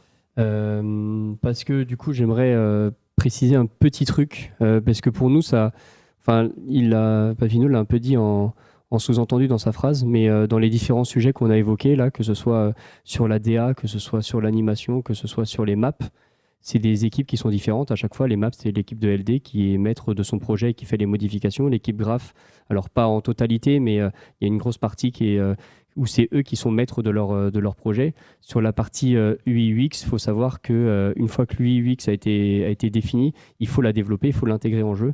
Et du coup, ça rentre... je veux dire, entre très gros guillemets, ça rentre en conflit avec la résolution de bugs, parce que c'est la même équipe qui fait à la fois la résolution de bugs et l'intégration et l'optimisation des performances. Vous voyez qu'il y a un coteau qui commence à regarder vers le futur et se dire Mon Dieu, décembre, c'est pas si loin. Donc quand on parle de priorisation, on parle de priorisation au sein même des bugs, donc la correction de bugs, lesquels sont les plus critiques. Mais on parle de ça aussi, on doit prioriser les sujets d'optimisation de fuite mémoire, de correction de perf. Et en parallèle de ça, on doit aussi travailler sur les projets de modification d'interface. Payez les devs, vous les avez pris en otage. Non mais Koto, c'est une monster et des nuggets, et puis c'est reparti. Hein. ça va vite. Hein. Comment t'es au courant pour les nuggets? J'ai mes sources. Donc voilà, je tenais juste à préciser ça, c'est que c'est pour ça que, comme disait Papineau, on peut pas garantir qu'on fera des 1000 et des 100 de modifications, parce que malheureusement, c'est une équipe qui est aussi sur d'autres projets en même temps, qui est l'équipe client qui est représentée ici par Koto. Et c'est pareil, c'est aussi là où on s'est clairement pris un peu les pieds dans le tapis, je pense, avec le lancement de la bêta, c'est qu'on a fait trop d'un coup, on vous a proposé trop d'un coup, on aurait pu potentiellement bloquer quelques features et le faire un peu plus dans le temps, potentiellement. Il y a peut-être des choses où il faudrait qu'on revoie dans l'équipe comment est-ce qu'on vous a proposé ça et voir si on avait un format différent de le faire. Mais là, c'est pareil. On a énormément de modifications à faire. Il faut qu'on priorise et qu'on le fasse intelligemment et pas qu'on se remette d'un coup à refaire l'entièreté des interfaces et vous dire on fait ça dans 3 semaines, on vous le propose et ça va être tout pété. Et on va revenir ensuite à refaire un live où on va faire le même live que maintenant dans 3 semaines. C'est vraiment pas l'objectif. J'aime bien faire des erreurs une fois, j'aime bien faire les mêmes 2 fois. Souvent, ma patience prend un coup. Quand on parle de priorisation, l'équipe de clients qui est représentée ici par Koto est exclusivement focus sur la bêta. Ils ne travaillent pas du tout sur Flash. C'est vraiment que sur Unity. Ah non, et c'est l'autre point par contre où je voudrais revenir dessus. Parce que, point clarification, parce qu'on en parlait avec Koto juste avant, les 50 développements sur Unity. Alors, ce qu'il faut savoir, c'est que ça fait 5 ans qu'on parle de Unity, ça ne fait pas 5 ans qu'on dev sur Unity. Koto lui-même ici présent est l'un des tout premiers devs qu'on a eu pour le portage sur Unity. Ça fait un peu plus de 3 ans que tu nous as rejoint. Ça fait un peu plus de 3 ans et demi, ouais.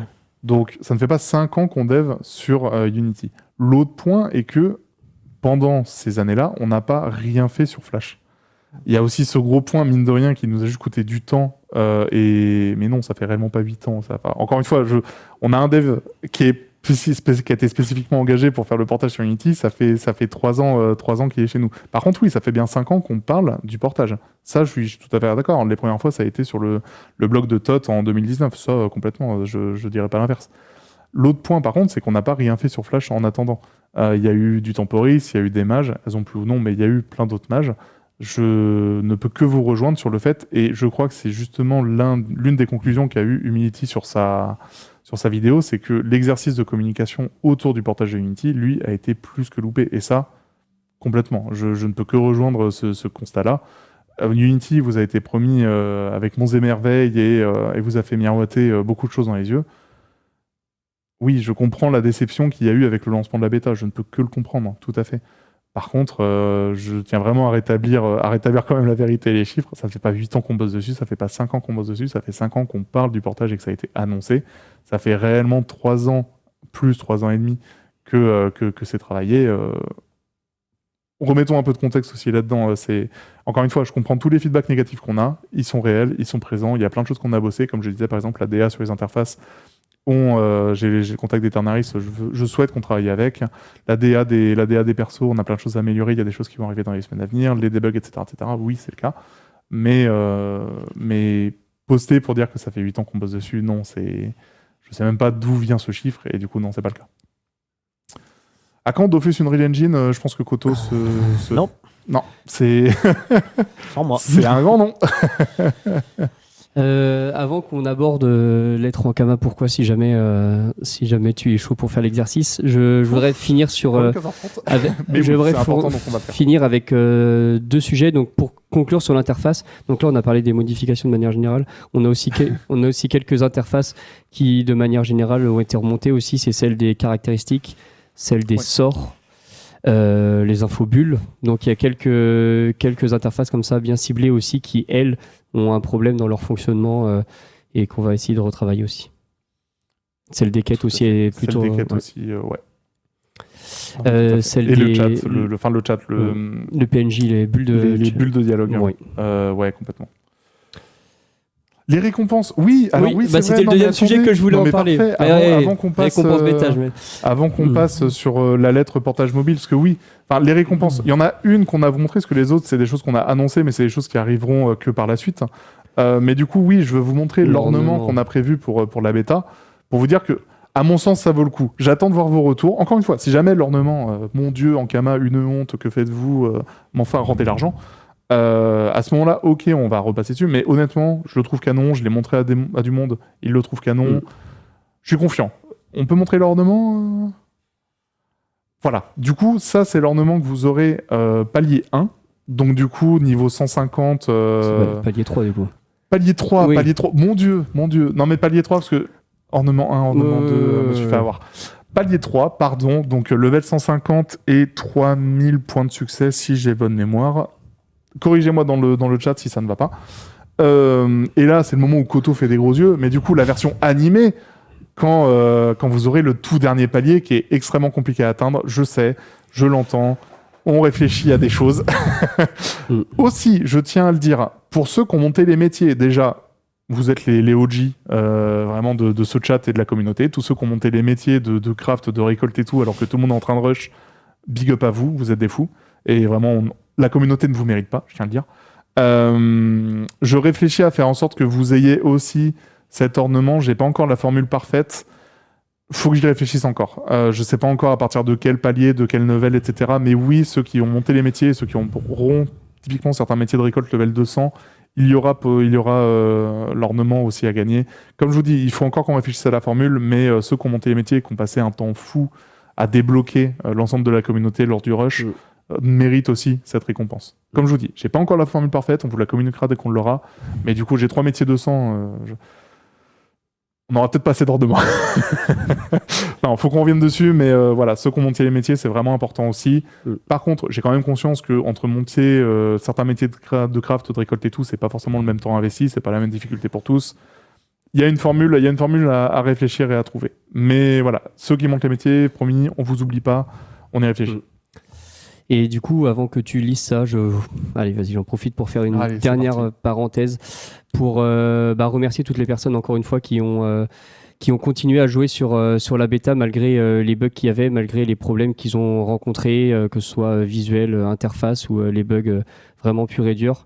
C'est généralement un challenge pour nous de réussir à avoir des joueurs sur le long de la bêta pour tester aussi nos correctifs, pour voir s'il y a encore des choses à corriger.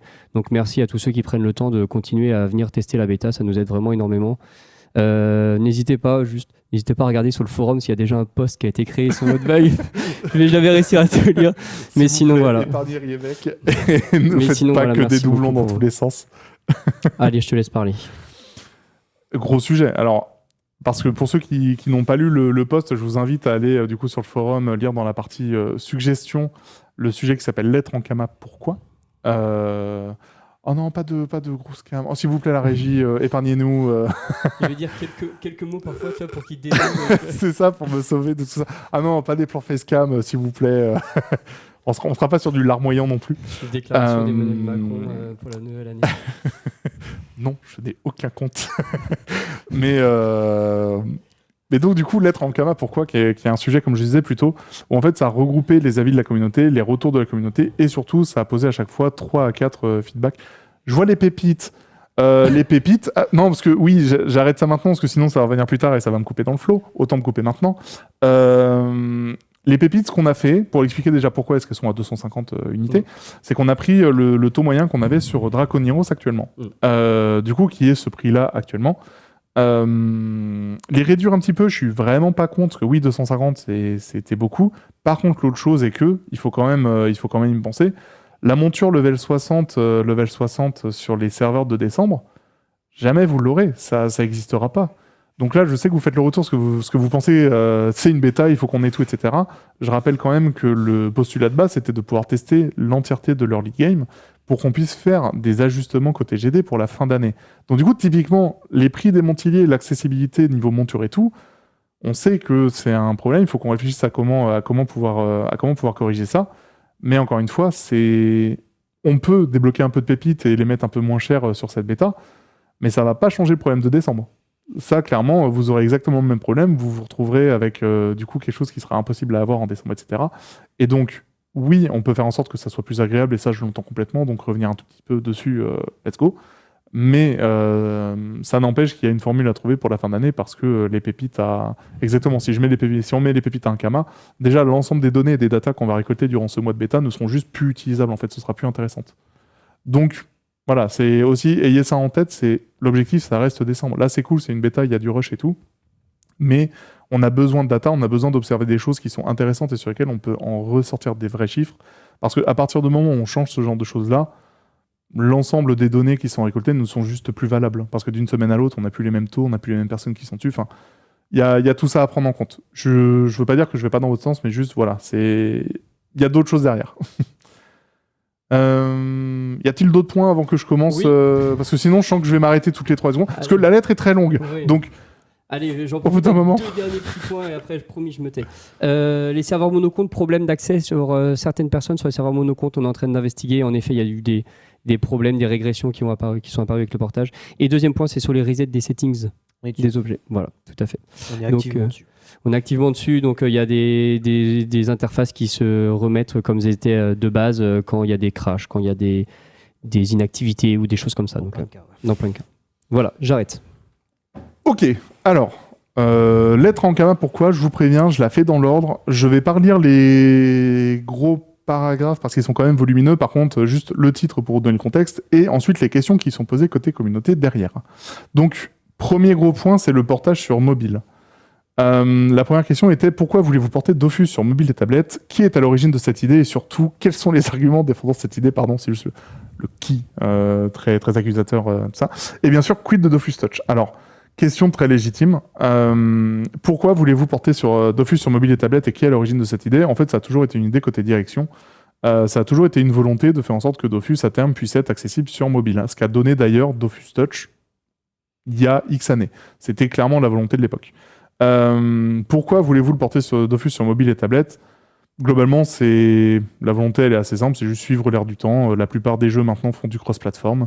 Vous n'avez pas un seul quasi lancement de jeu actuel, surtout celui du RPG, MMO. Les jeux origine chinoise, on les connaît très très bien, que ce soit du Genshin ou etc.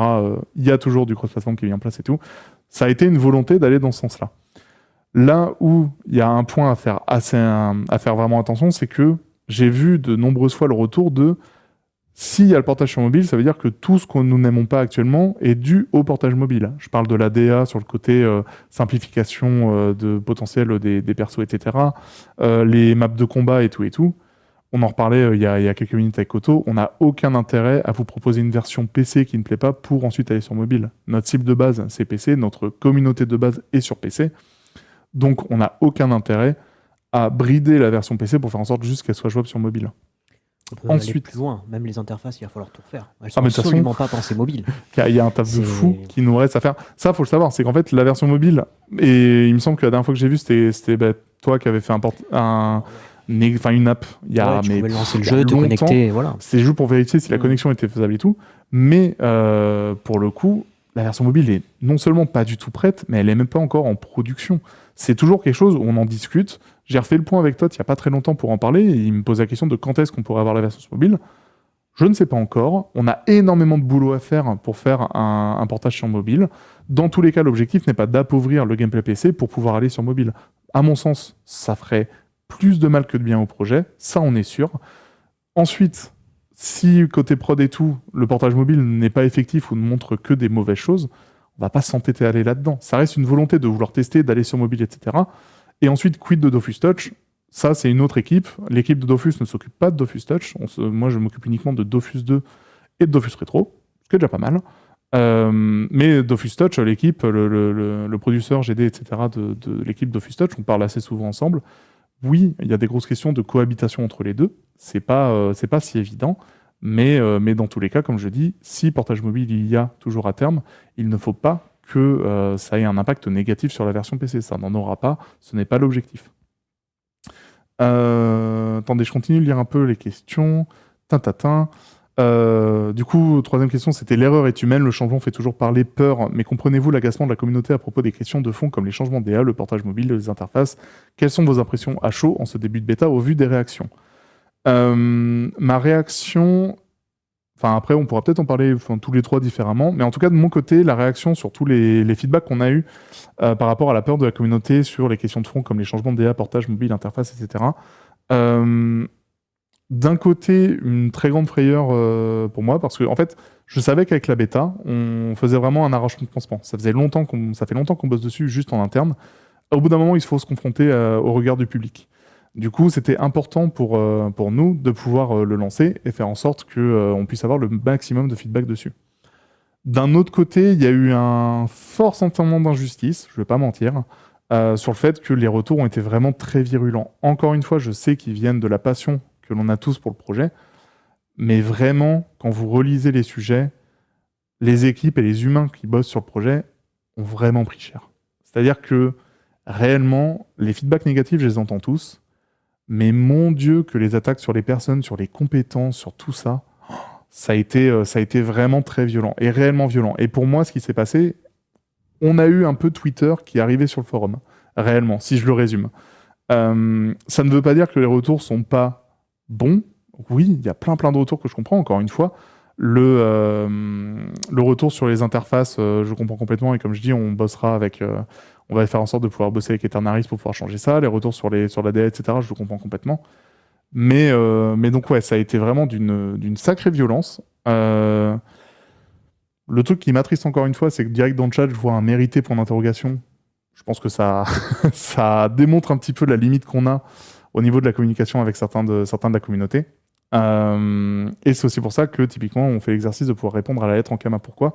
Parce que celle-ci a été particulièrement bien rédigée, il y a eu du temps de mis dedans, et il y a du respect qui est présent dans ce retour.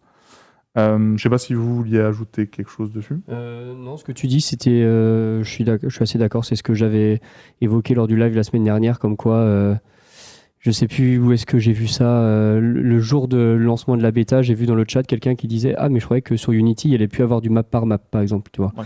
Et c'est là que je disais en live la semaine dernière qu'entre ce qu'on a essayé de communiquer, ce qu'on a partagé au fil des années et ce que les joueurs ont entendu à droite, à gauche, par-ci, par-là, j'avais un peu peur de la dissonance parfois qu'il pouvait y avoir. Donc, en effet, il y a eu des attentes qui étaient différentes entre ce que les joueurs avaient en tête, ce que les joueurs espéraient, ce que les joueurs fantasmaient et ce qu'on a malheureusement, je veux dire, que pu produire, si je veux un peu mettre des guillemets sur ça.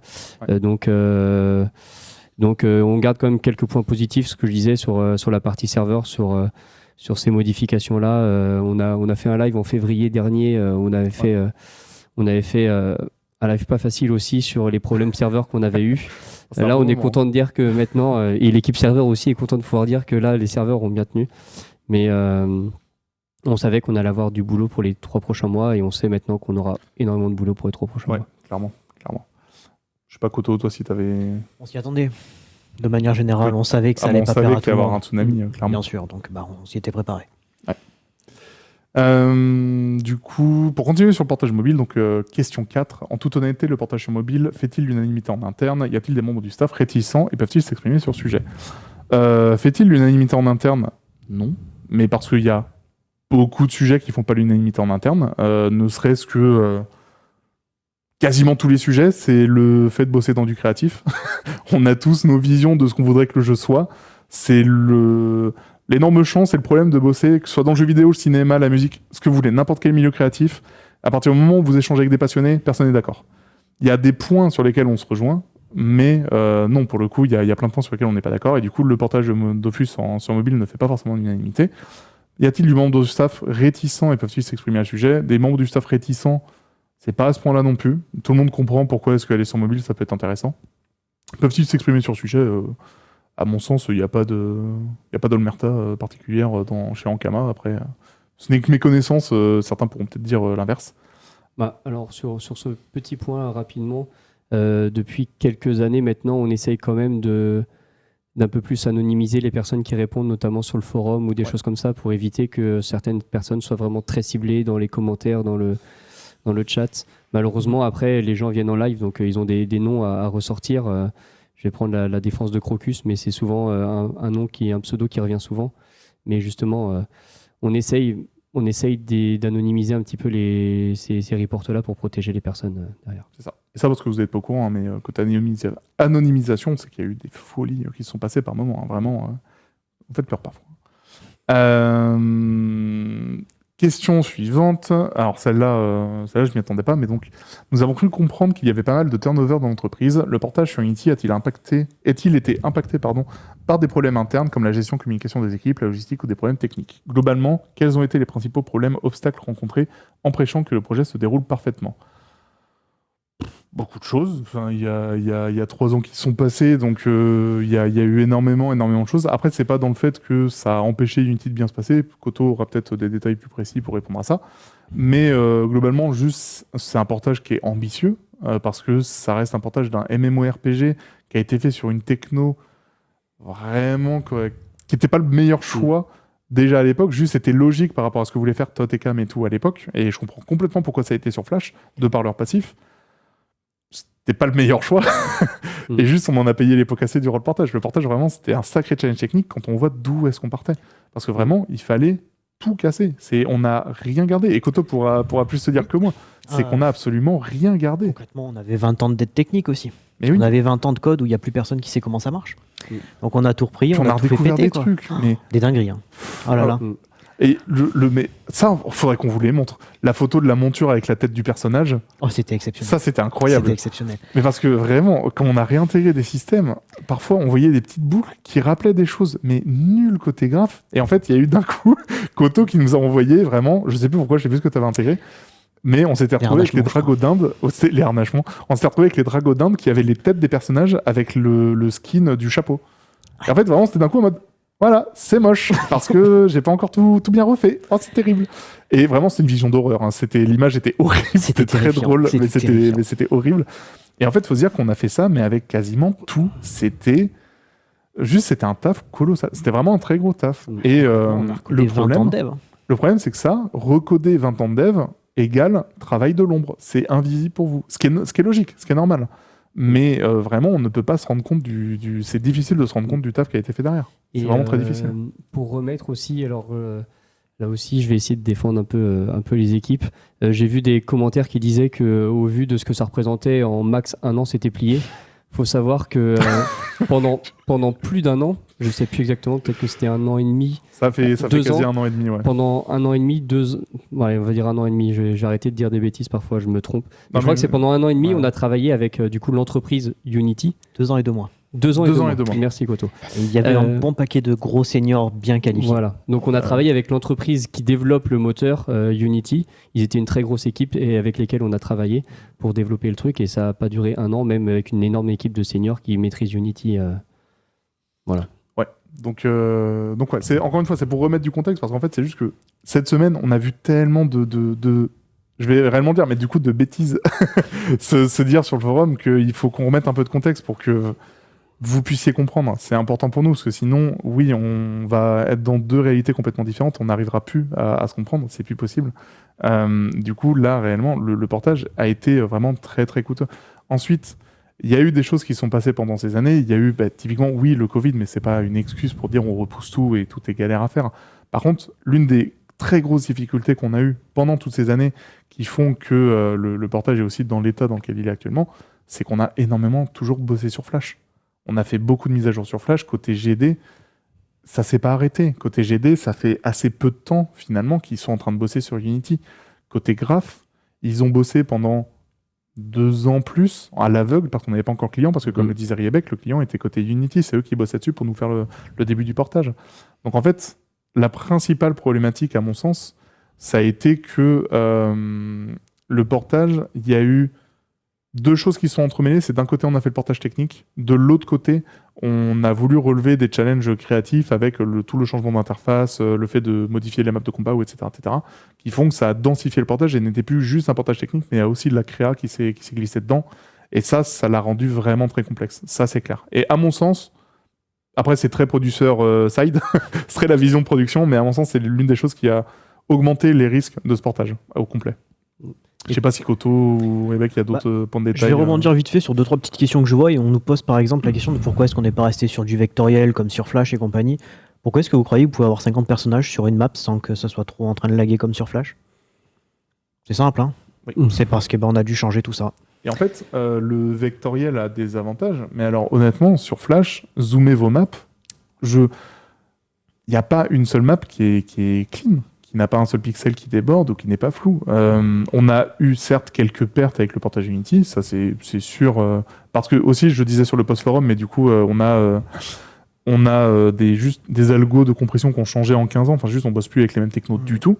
Mais au-delà de ça, le vectoriel sur Unity, c'est juste pas possible. À partir du moment où on veut avoir un minimum de clients ou sur un MMO, on puisse constater plein de gens, on n'a pas le choix.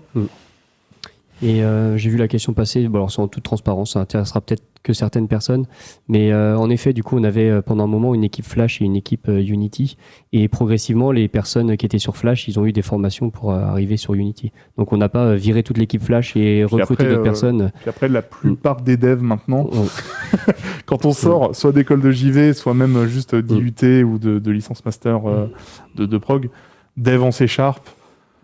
Je vais pas dire que c'est la base de la base, mais bon, on n'est pas loin quand même de ça. C'est vraiment le truc où, même techniquement, côté game designer, on pourrait avoir des devs en C# très bas niveau, mais on pourrait en avoir.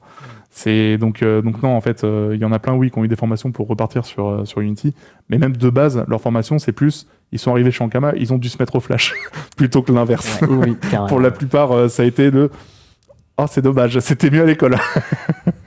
Donc non, c'est aussi ça, mine de rien, on se met à jour côté techno, ça fait aussi qu'en termes de compétences, etc., ça a beaucoup évolué. Et comme je disais, sur le changelog qu'on vous a donné aujourd'hui et ceux qu'on a fait toute la semaine dernière, on n'aurait jamais pu avoir ce niveau de réactivité, et vous l'avez bien connu en 15 ans. Des changelogs d'une semaine à l'autre, on a 40 bugs qui sont corrigés sur Flash. Faudrait faire beaucoup d'archéologie pour en retrouver, je pense. Parce que franchement, je pense que ça a dû être très très rare. Donc ouais. Alors du coup, avec dernière question, parce que du coup c'est toujours la question de la légitimité de l'équipe qui bosse sur le jeu. Avec tout le respect que nous devons aux personnes qui ont travaillé sur le projet, les différentes équipes recrutées ayant travaillé sur Portage Unity connaissent-elles réellement Dofus, son univers et son histoire, ont-elles le recul nécessaire pour ne pas dire les compétences, pour comprendre et s'occuper du projet Dofus précisément? Au niveau des connaissances qu'on a sur le jeu dans l'équipe, on a tous des niveaux de connaissances différents. Même ceux qui connaissent le moins le jeu, en général, se mettent à jouer au jeu, ne serait-ce qu'au moment des temporis. Pour ce qui est, je pense, des 3 sur la table, on connaît 12 000 heures de jeu. Ouais, ça connaît bien le jeu. Voilà. C'est un peu pareil. Des teams, je pense que de nous 3, ça va être... Désolé, mais je pense que moi, je dois être à 2500 heures, 2000 heures. Clairement. Mais non, ça a joué. Je dis pas qu'on est parmi les plus gros joueurs de la communauté. Je sais qu'il y en a beaucoup qui sont montés à bien plus. Mais c'est pareil. Des teams, j'en ai monté de nombreuses, des corps à corps, des distances. Honnêtement, typiquement, personnellement, je pense avoir le profil assez classique des joueurs de la communauté qui sont venus par vagues et qui ont connu les différents temporis et tout. Donc, honnêtement, ça dépend. Par exemple, je peux par contre parler pour Figs qui a bossé avec nous sur les interfaces. Je n'ai aucune garantie que oui, Figs connaissent extrêmement bien Dofus quand ils ont travaillé sur le jeu. Ça, j'en ai aucune idée. Je n'étais pas là lorsque Figs bossait sur ces interfaces. Je ne sais pas. Bon, côté Koto, il y a un avis et je pense aussi. Donc en effet, qu'il y ait eu des pertes sur certains réflexes qui auraient dû être très précis, parce que quand on a expérience joueur, ça va plus vite. On le voit typiquement avec Eternaris. Les interfaces proposées, oui, elles font beaucoup plus écho à ce qu'il a connu sur D2, à ce qu'il trouve fonctionne bien parce qu'il a joué X milliers d'heures dessus, et donc du coup, ça fait en sorte de pouvoir mieux fonctionner. Ensuite, il faut aussi se dire que le challenge qu'il y a eu sur les interfaces de base, c'était qu'il y avait la volonté de proposer quelque chose de vraiment très nouveau dessus. Ensuite, ça a fonctionné, ça n'a pas fonctionné, clairement ça n'a pas pris pour le moment. Il faut aussi qu'on puisse laisser le temps un peu à son affaire de se faire. A priori, il va falloir que je joue à Dofus si je veux garder mon boulot. Aïe aïe aïe. Mince, mon mail s'est retrouvé dans le chat. je vais essayer de tryhard un peu plus. Mais au moins quelques Dofus. Ça avance. Je suis bloqué à l'alignement 87 sur Draconiros si des gens veulent m'aider avec des dalles. Si certains veulent m'aider avec les dragons d'Inde, n'hésitez pas. Non, la Dragon d'Inde, c'est bon. Non, je suis plus avec elle. Enfin bref, peu importe, on s'en fiche. Fin de la partie sur le portage mobile. On passe sur la direction artistique partie 1. Ah non, mais je vous ai prévenu, on est parti sur quelque chose, ça va être long. Je pense qu'on en a encore au moins pour une demi-heure, attention. Du coup, donc la DA, comme je vous disais, je ne relis pas tout le chapitre. Pourquoi, en 2024, les Cara Design et plus largement la DA n'ont presque pas changé par rapport au WIP de 2021 ? Que s'est-il passé en 3 ans sur ce sujet ? Comme je l'ai dit, je pense réellement que le fait d'avoir une course contre la montre fait que les retours ont été vus, entendus. On l'a montré lors du live de la DA, il y a eu des changements qui ont été faits, mais pas suffisamment conséquents. Je le comprends complètement. Ce qui s'est passé pendant les 3 ans, honnêtement, moi je peux pas vous le dire, ça fait moins d'1 an que j'ai récupéré le projet, donc ce qui s'est passé avant, j'en ai quelques connaissances, mais je peux pas justifier tout ce qui s'est passé sur 3 ans. Mais par contre, oui, je ne peux que attester le fait que les retours ont été pris en compte, peut-être pas suffisamment fort, et qu'on a encore du boulot à faire dessus, ça c'est clair. Comment expliquez-vous cette faible différence, ainsi qu'une faible considération d'un point de vue extérieur des retours effectués par la communauté ? Honnêtement, j'ai pas beaucoup de réponses à ça, je ne sais pas. Pardon, désolé, j'étais en train de... Je sais pas si... Je vais être honnête, de ton côté... je t'écoutais pas. Oui, j'ai bien vu. Comment expliquez-vous cette faible différence ainsi qu'une faible considération d'un point de vue extérieur des retours effectués par la communauté ? Entre le live d'il y a 1 mois et la bêta, ou lors de 2021 et 2023 Je pense que ça parle des 3 ans de portage au complet. Comme je disais, moi, d'un côté, je pense que la pression du temps a fait que les retours ont été toujours vus, entendus, mais jamais appliqués. Ça, c'est réel. Je tiens à dire une autre chose, par contre. Je sais qu'il y a eu des sujets qui sont revenus avec les Cara Design qui avaient été proposés pour Dofus Donjon à l'époque, de Rumo, Rumo le Rouge. Il faut savoir que du coup, la question, les gens se posaient de pourquoi on avait ça à l'époque et pourquoi du coup Rumo le Rouge ne dit rien sur ce qu'on a actuellement. Il faut savoir que c'est lui qui bosse actuellement sur les Cara. Donc en fait, quand je disais parfois qu'on lisait les choses sans connaissance de cause, là, ça en fait partie. C'est-à-dire que Rumo bosse sur les Cara, c'est lui qui est derrière tout ça, c'est lui qui... donc du coup, il y a des améliorations à faire. Oui, on va prendre en compte tout ça, on va continuer à bosser dessus, mais du coup, il y a des choses encore à améliorer. Que sont devenus... justement, c'était ça la 3e question. Que sont devenus les travaux de 2018 et pourquoi ont-ils été écartés ? Est-il possible de connaître l'avis de Rumo le Rouge qui bossait dessus à l'époque ? En fait, c'est lui qui bosse toujours sur les Cara. Donc du coup, voilà. Enfin, pas lui et pas que, hein. Il y a d'autres personnes dans l'équipe aussi. Du coup, direction artistique, partie 2. Est-ce aussi négatif dans les sondages données récoltés en interne pour les Cara Design et les objets en jeu ? Pourquoi n'avez-vous pas communiqué sur les conclusions que vous en aviez tirées, même brièvement, afin de nous informer et rassurer sur le sujet ? Comme on le disait, les sondages du début d'année étaient plus positifs que ce qu'on a eu comme résultat sur la bêta, ça c'est clair. Pourquoi on n'en a pas communiqué ? Ça, c'est un gros loupé de notre part. On aurait dû plus communiquer dessus et vous faire part des retours. C'est aussi pour ça qu'on va faire un sondage là dans les semaines qui viennent, que ce soit sur la bêta et sur Flash, pour avoir vos retours en termes de quantité, qu'on sache réellement où est-ce qu'on se place sur... Je vois le Dofus, il a changé. Dofus, il a changé, vous le savez comme moi. Mais du coup, voilà, avoir un sondage sur la quantité, c'est important pour qu'on puisse savoir où est-ce qu'on se place sur les différents sujets. Deuxième question, comprenez-vous le mécontentement global de la communauté ? Quels sont vos engagements concrets à ce sujet ? Que pouvons-nous espérer pour la suite sur ce sujet ? Comprendre, oui, plus que totalement. La DA, les Cara, même nous en interne, on fait beaucoup de retours dessus. Il y a beaucoup de choses qu'on souhaiterait voir évoluer sur la DA des Cara. On en a parlé pas plus tard qu'hier. Donc oui, il y a des choses qui vont changer dessus. Les engagements concrets, c'est que vous verrez de l'évolution dans les semaines qui viennent sur les différents Cara. On pourrait presque réfléchir à voir pour échanger un peu plus régulièrement avec vous sur ce sujet et avoir une vraie prise en considération. Moi aussi, je suis vraiment le premier navré de voir qu'il y a eu autant de retours et typiquement le poste de Son Goku qui a pas vraiment été pris en compte à l'époque. Son Goku, je ne sais plus son pseudo, le vieil Enutrof. C'est ça ou Sangohan, c'est même perso, non ? Sangoten, je crois que c'était Sangohan.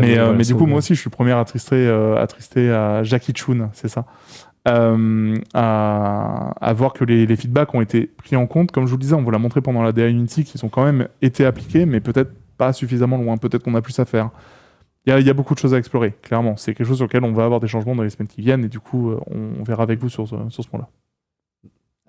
Je sais pas, je pensais que tu voulais me couper pour dire un truc. Alors, juste pour... parce que la question elle revient ultra souvent, je suis désolé, je te coupe dans ton élan, comme ça tu peux réfléchir à ta prochaine phrase.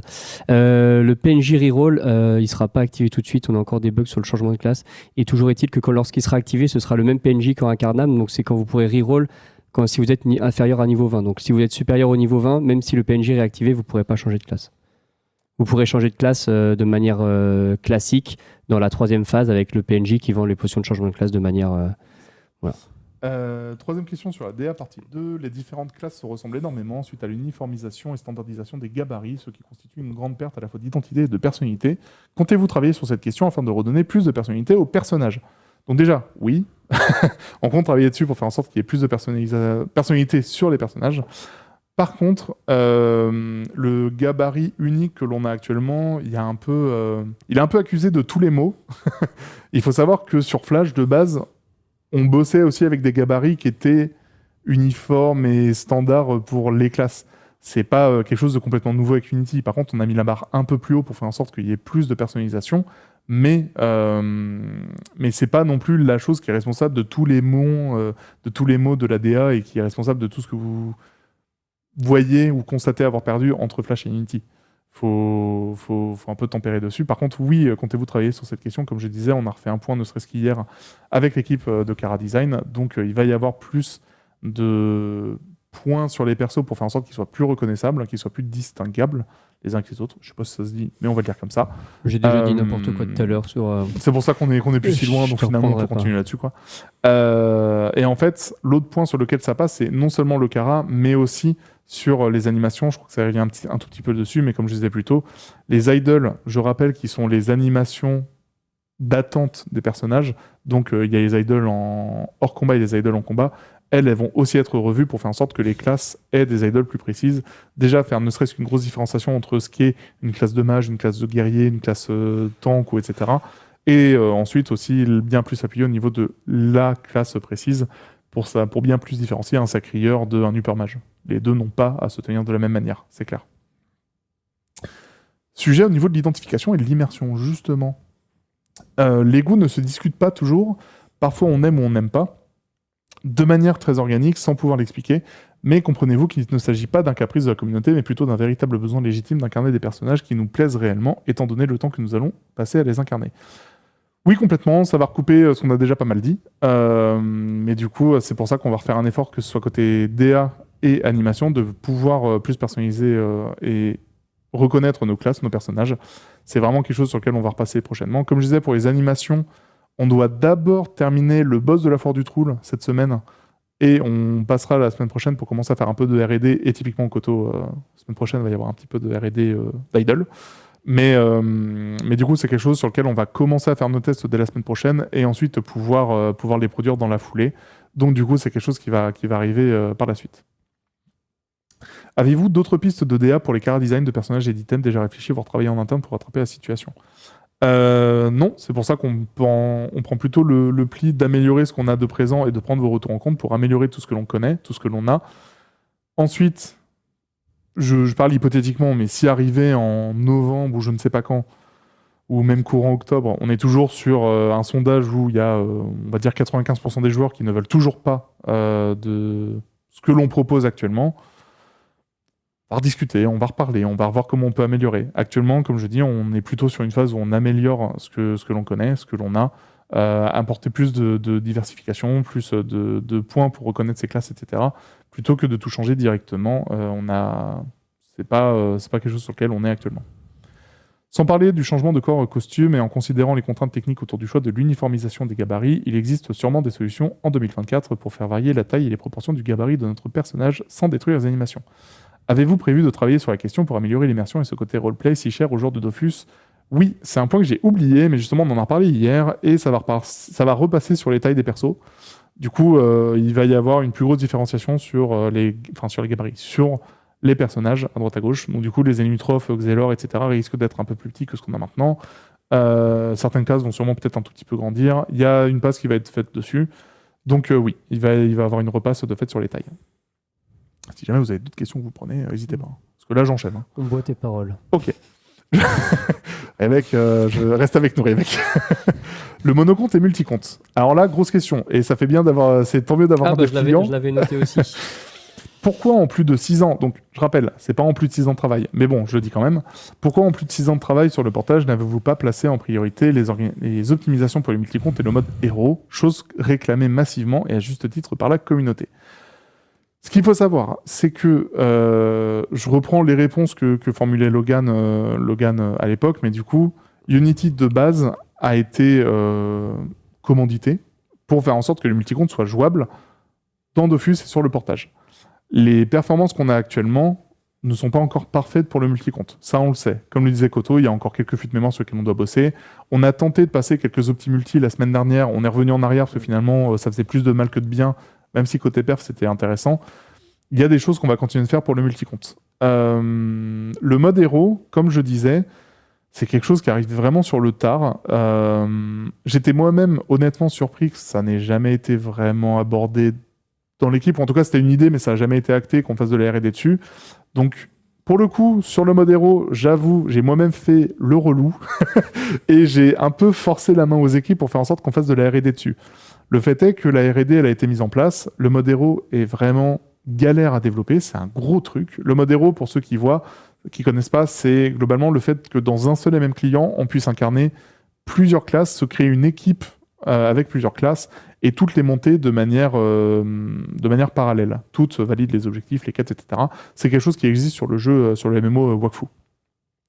Donc du coup, comme je dis, j'ai été un peu le relou avec les équipes à placer la R&D pour faire en sorte que ça serait la meilleure opti multicompte. Hein. Côté client, je pense que Koto, tu diras pas le contraire, que si on a le mode héros, le multicompte, il n'y a plus de problème techniquement. Ça nous sauverait la vie. Ouais.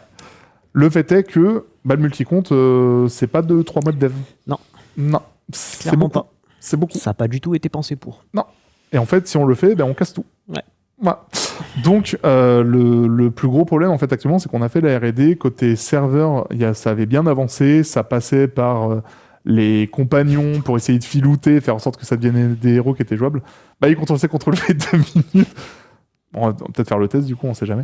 Mais en fait, du coup, côté serveur, beaucoup de tests avaient été mis en place. On commençait à avoir quelque chose où on pouvait monter une team et tout. En fait, c'était vraiment même pas un proof of concept. Enfin, on n'y était même pas vraiment à ce point-là. C'était vraiment... On bidouillait pour voir où jusqu'où on pouvait aller. Et en fait, nos conclusions, c'était il nous faut au moins, comme Wakfu à l'époque, une bonne année, si ce n'est plus de dev pour faire ça. Et encore une fois, je dis 1 an. En termes de projet, quand on parle de 1 an, on sait très bien que en fait, ce 1 an, il peut prendre 6 mois très vite. Hein. Ça, enfin, ceux qui bossent dans le dev, ou etc., on sait que quand on parle à ce genre d'échelle, le 1 an, il va très très vite changer. Ouais, ça glisse très vite. Ouais, ça, il y a très vite des sorties de route sur le temps. Et donc du coup, le R&D sur le multicompte faisait que pour, en tout cas Unity, on n'y était pas du tout. Oui, 1 an égale 2 ans, ouais, en dev, on se le dit assez souvent, c'est clair. Donc du coup, l'optimisation de mode héros, c'était plus, je vais pas dire pas intéressant, mais c'est juste qu'en termes de temps, on n'était plus du tout dans les échelles qui étaient intéressantes pour le projet. C'est pour ça qu'on a plus reviré la situation pour faire en sorte de passer des optis d'ergonomie pour le multicompte. Et j'en reparlais la semaine dernière, le live avant le lancement de la bêta, où en fait, on préfère pouvoir passer par exemple de l'auto-follow sur le chef de groupe, de l'auto-join de combat, donc faire en sorte que dès qu'on arrive sur la map, si on est dans un même groupe et du coup c'est activé, on va tous rejoindre le combat qui est lancé de manière automatique. Et le dernier point, parce que je sais que Organizer est beaucoup utilisé, on le sait, ce serait réussir de refaire un Organizer sur soit le launcher, soit le client du jeu directement. Le launcher serait la meilleure solution.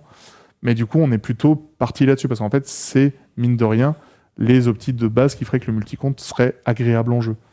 Donc, rien que l'auto-follow et l'auto-join, déjà rien que ça, honnêtement, étant joueur multicompteur, même moi je l'attends, ça me ferait du bien. Je serais content d'avoir ça. Donc c'est pour ça qu'on a un peu reviré et on part plutôt là-dessus. Encore une fois, vu que la bêta est lancée, je vais pas demander à Koto de développer ça en priorité, c'est pas possible, on a beaucoup de bugs à régler, etc. On a d'autres priorités, mais c'est quelque chose qui va arriver. J'aimerais bien qu'on puisse vous le proposer pour octobre, ce serait vraiment cool. Mais du coup, voilà, on est plutôt parti là-dessus. Il y a beaucoup à dire. Avez-vous envisagé des solutions qui pourraient rapidement s'intégrer au jeu, comme plusieurs types d'abonnements, par exemple un abonnement standard pour le monocompte et un abonnement multicompte, donnant accès à un mode multicompte sur un seul client, comme le mode héros? Non, je dois avouer que je n'ai pas pensé au modèle économique avant de voir si on pouvait dev la feature. Je préfère d'abord voir si on peut dev la feature avant de penser comment est-ce qu'on va vous faire hacker dans l'idée.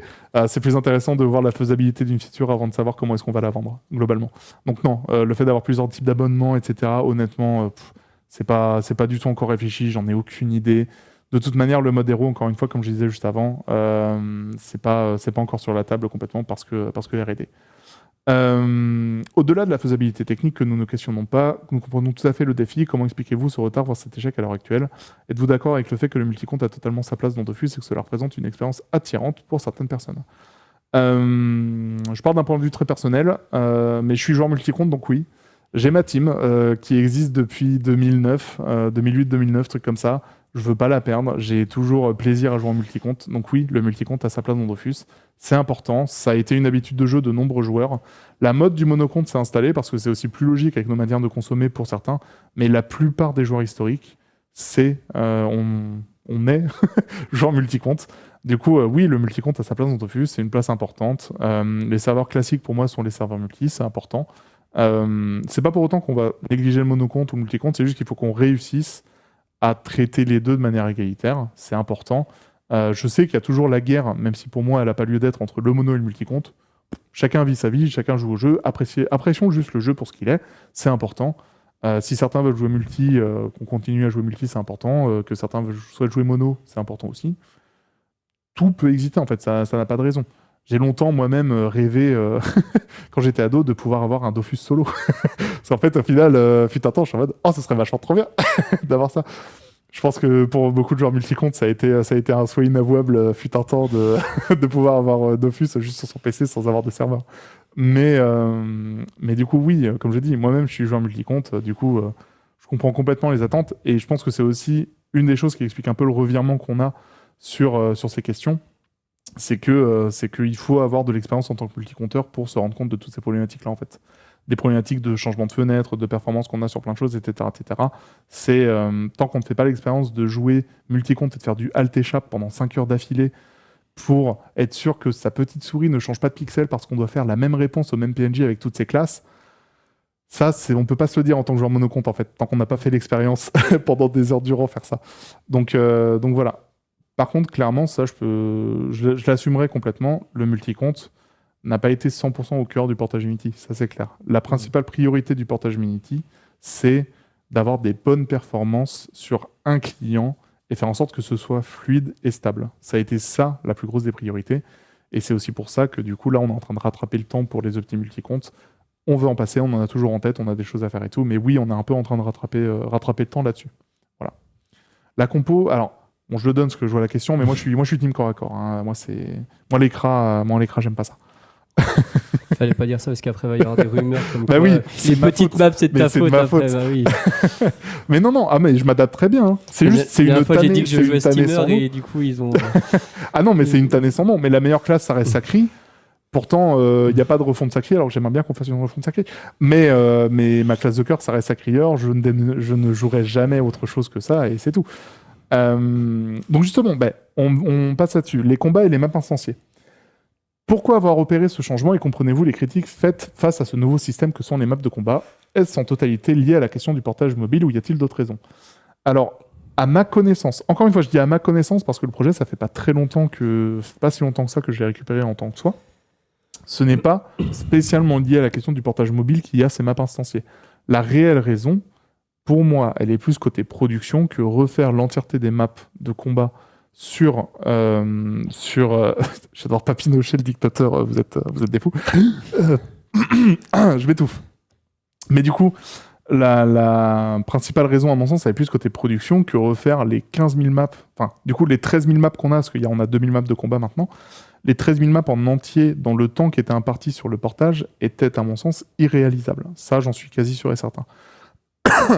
Donc c'est la principale raison pour moi, c'est plus en termes de temps et de production, ce n'était pas pensable de refaire l'entièreté des maps parce qu'en fait le portage de 2.0 de 1.29 vers 2.0, je sais pas combien de maps il y avait en moins à l'époque, mais il y en avait sacrément moins, mais vraiment, c'est incomparable. Ce qu'il y a eu comme contenu en 15 ans sur le jeu, il y a tellement de choses. Du coup, c'est principalement ça.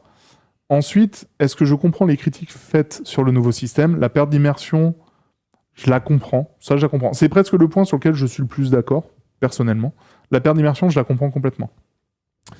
L'agréabilité en jeu, par contre, typiquement pour avoir testé la bêta et pour avoir pas mal testé le jeu, c'est quand même cool en fait. Enfin, moi je trouve que ça joue bien. Il y a des retours côté joueurs qui trouvent que ça joue bien. Tout le monde n'est pas d'accord. Je comprends complètement les feedbacks dessus. La peur qu'il y a sur l'équilibrage, et justement je vais lire direct la deuxième point. Nous avions évoqué notre inquiétude à propos de l'immersion et de la trop faible taille des maps. Comprenez-vous l'urgence de vous pencher sur l'équilibrage sur la taille des maps et c'est justement le point sur lequel on va bosser, on va proposer des améliorations. On est en train de revenir dessus, on est en train de changer une partie de l'algo pour les plots de placement. Il y a des maps sur lesquelles les LD sont en train de repasser. Parce que les level designers sont en train de repasser parce qu'il y a trop de blocs qui bloquent justement la ligne de vue, etc., etc. Non, le verre d'eau, mais pas nécessaire. On va continuer d'enchaîner comme des boss, vous inquiétez pas. Mais donc du coup, oui, il y a l'équilibrage qui doivent être passés sur ces maps-là pour faire en sorte qu'elles se comportent bien. Le THL a besoin de maps un peu plus aérées, c'est clair. On a besoin de pouvoir même en tant que joueur team corps à corps, il y a besoin de pouvoir temporiser, faire en sorte que T2, on n'ait pas tout le monde dessus. Donc oui, il y a de l'équilibrage qui va passer dessus, c'est important. Et c'est des choses qui vont s'améliorer avec la bêta. C'est aussi là qu'on a besoin de retour, en fait, de feedback, tout simplement. Je me permets juste de rajouter un petit truc. Il y avait quelque chose aussi à l'époque, quand on était passé sur ces modes-là, c'est qu'il y avait deux grosses problématiques. La première, c'est qu'on ne pouvait pas équilibrer les maps en RP parce que c'était la map sur laquelle tu étais réellement. Ouais. Donc en fait, c'était un enfer quand tu devais faire un combat de quête ou quoi que ce soit parce qu'il fallait que le design aille avec ça. Ouais. Et secondo, c'était le mode tactique qui était en fait juste trop moche. Donc en fait, l'avantage à avoir ces maps instanciées, c'est qu'on pouvait réellement avoir un gameplay qui soit adapté sans avoir à faire une map de RP qui aille avec. L'un dans l'autre, ça permet de faciliter l'équilibrage. Alors après, il est équilibré comme il vaut. Oui. Mais voilà. Mais du coup, alors, certains appelleront ça abus, d'autres appelleront ça stratégie, d'autres appelleront ça brio. Mais on pouvait voir des Helios en zone ombre qui mettaient sur une map en C un portail à l'autre bout de la map et qui faisaient des allers-retours pour brain le monstre. Disons que c'était pas des comportements qu'on souhaitait. C'était compliqué à gérer ce genre d'abus, ouais. En fait, c'est que revenir sur ce genre de map, c'était quasiment impossible. Enfin, vraiment, ça demandait un taf de fou. Encore une fois, après, techniquement, tout est possible, hein, mais tout est question de temps, d'argent et de capacité côté dev. Mais clairement, les maps de combat, ça apporte une réelle fluidité en jeu qui est quand même très, très agréable. Je dis pas que la formule est encore parfaite. On a des améliorations à faire sur plein de points. Comme je disais, les level designers qui sont en train de repasser sur les cellules bloquées, etc., pour faire en sorte qu'elles soient moins présentes, faire en sorte qu'il y ait peut-être aussi une progression qui soit plus fluide entre le bas niveau, le haut niveau et le très haut niveau. Clairement, il y a plein de choses à voir. Mais honnêtement, le problème qu'on a eu, je pense, sur les retours sur les maps de combat, c'est qu'en fait, on est très vite tombé sur un retour critique, sur un retour alarmiste. Et en fait, on a quand même 3 mois de bêta. On a 3 mois sur lesquels on peut faire plein de changements. Encore une fois, je vous dis, on passe des patch notes ou des changelogs où on fait 40 bugs fixes, on corrige plein de trucs et tout. Vous n'avez pas trop laissé la chance au système. Honnêtement. De là à dire que c'était injuste, pas forcément. Mais ça a été vraiment très alarmiste très vite, alors qu'on peut faire beaucoup de modifications dessus. Ce que je trouve intéressant dans ces questions-là, en plus, c'est que dans le post, je sais plus de l'auteur, pardon, mais à chaque fois il a dit point A, et en fait dans ces points il y a plusieurs questions. Oui. Et notamment le fait que sur les maps il dit est-ce que vous êtes conscient que ça plaît pas trop, et la taille des maps ensuite. Et généralement c'est un retour qui vient souvent en mode ah j'aime pas le nouveau système, les maps sont trop petites. Mais il faut bien comprendre que les deux problématiques sont différentes. On peut faire ce même système avec des grandes maps ou un système différent avec des petites maps. Les deux sont différents, et généralement c'est pour ça que je vais réutiliser une deuxième fois le mot que je m'étais interdit. C'est pour ça que je disais tout à l'heure qu'il y avait des retours mitigés sur les maps de combat. C'est que certaines personnes, j'espère que je vais pas embrousquer certains en disant ça, mais certaines personnes font l'amalgame entre le nouveau système c'est nul parce que les maps sont petites. Voilà. Donc, en tout cas, c'est comme ça que je le ressens en lisant les pages. Donc c'est pour ça que notre prio c'est d'augmenter la taille des maps. Et ensuite, si vraiment sur l'immersion, il y a d'autres modifications à faire après. Après le moment où j'irai voir les level designers pour leur dire on fait 15 000 maps, ça va être une discussion qui sera pas facile à mener, je vous préviens. Fluidité et confort en combat. Et ça, c'est quand même un des principaux points sur lesquels on voulait être vigilant avec Unity. Avez-vous déjà prévu de travailler sur cette question de fluidité dans le gameplay du système de combat et de laisser le choix de couper les animations? Est-il prévu à l'avenir de pouvoir enchaîner nos lancers de sort plus rapidement, avec ou sans le mode créature, sans différence entre les classes? J'en ai déjà répondu une partie tout à l'heure, mais du coup, notre principal focus pour le moment, c'est d'améliorer ce que l'on a et de faire en sorte qu'avec les animations, les combats se jouent vraiment rapidement. La chose est que, typiquement, on parlait de Feka tout à l'heure, mais du coup, même Feka, on le connaît tous, c'est quand même un joueur où ça farme énormément et ça souhaite être très optimisé de manière générale. Même un tel joueur avait des retours positifs sur le système qu'on avait actuellement. Il est amélioré, il y a des animations qui sont encore trop longues, comme je disais, ne serait-ce que la mort des monstres, on doit revenir dessus. Les animations des invocations et des compagnons, on doit revenir dessus. Il y a certaines animations de sorts de classe qui sont encore trop longs, mais du coup, je souhaite d'abord qu'on améliore tout ça avant de devoir dire oui, il faut absolument qu'on vous propose un mode no-anime parce qu'on est incapable de vous proposer les perfs qu'il faut.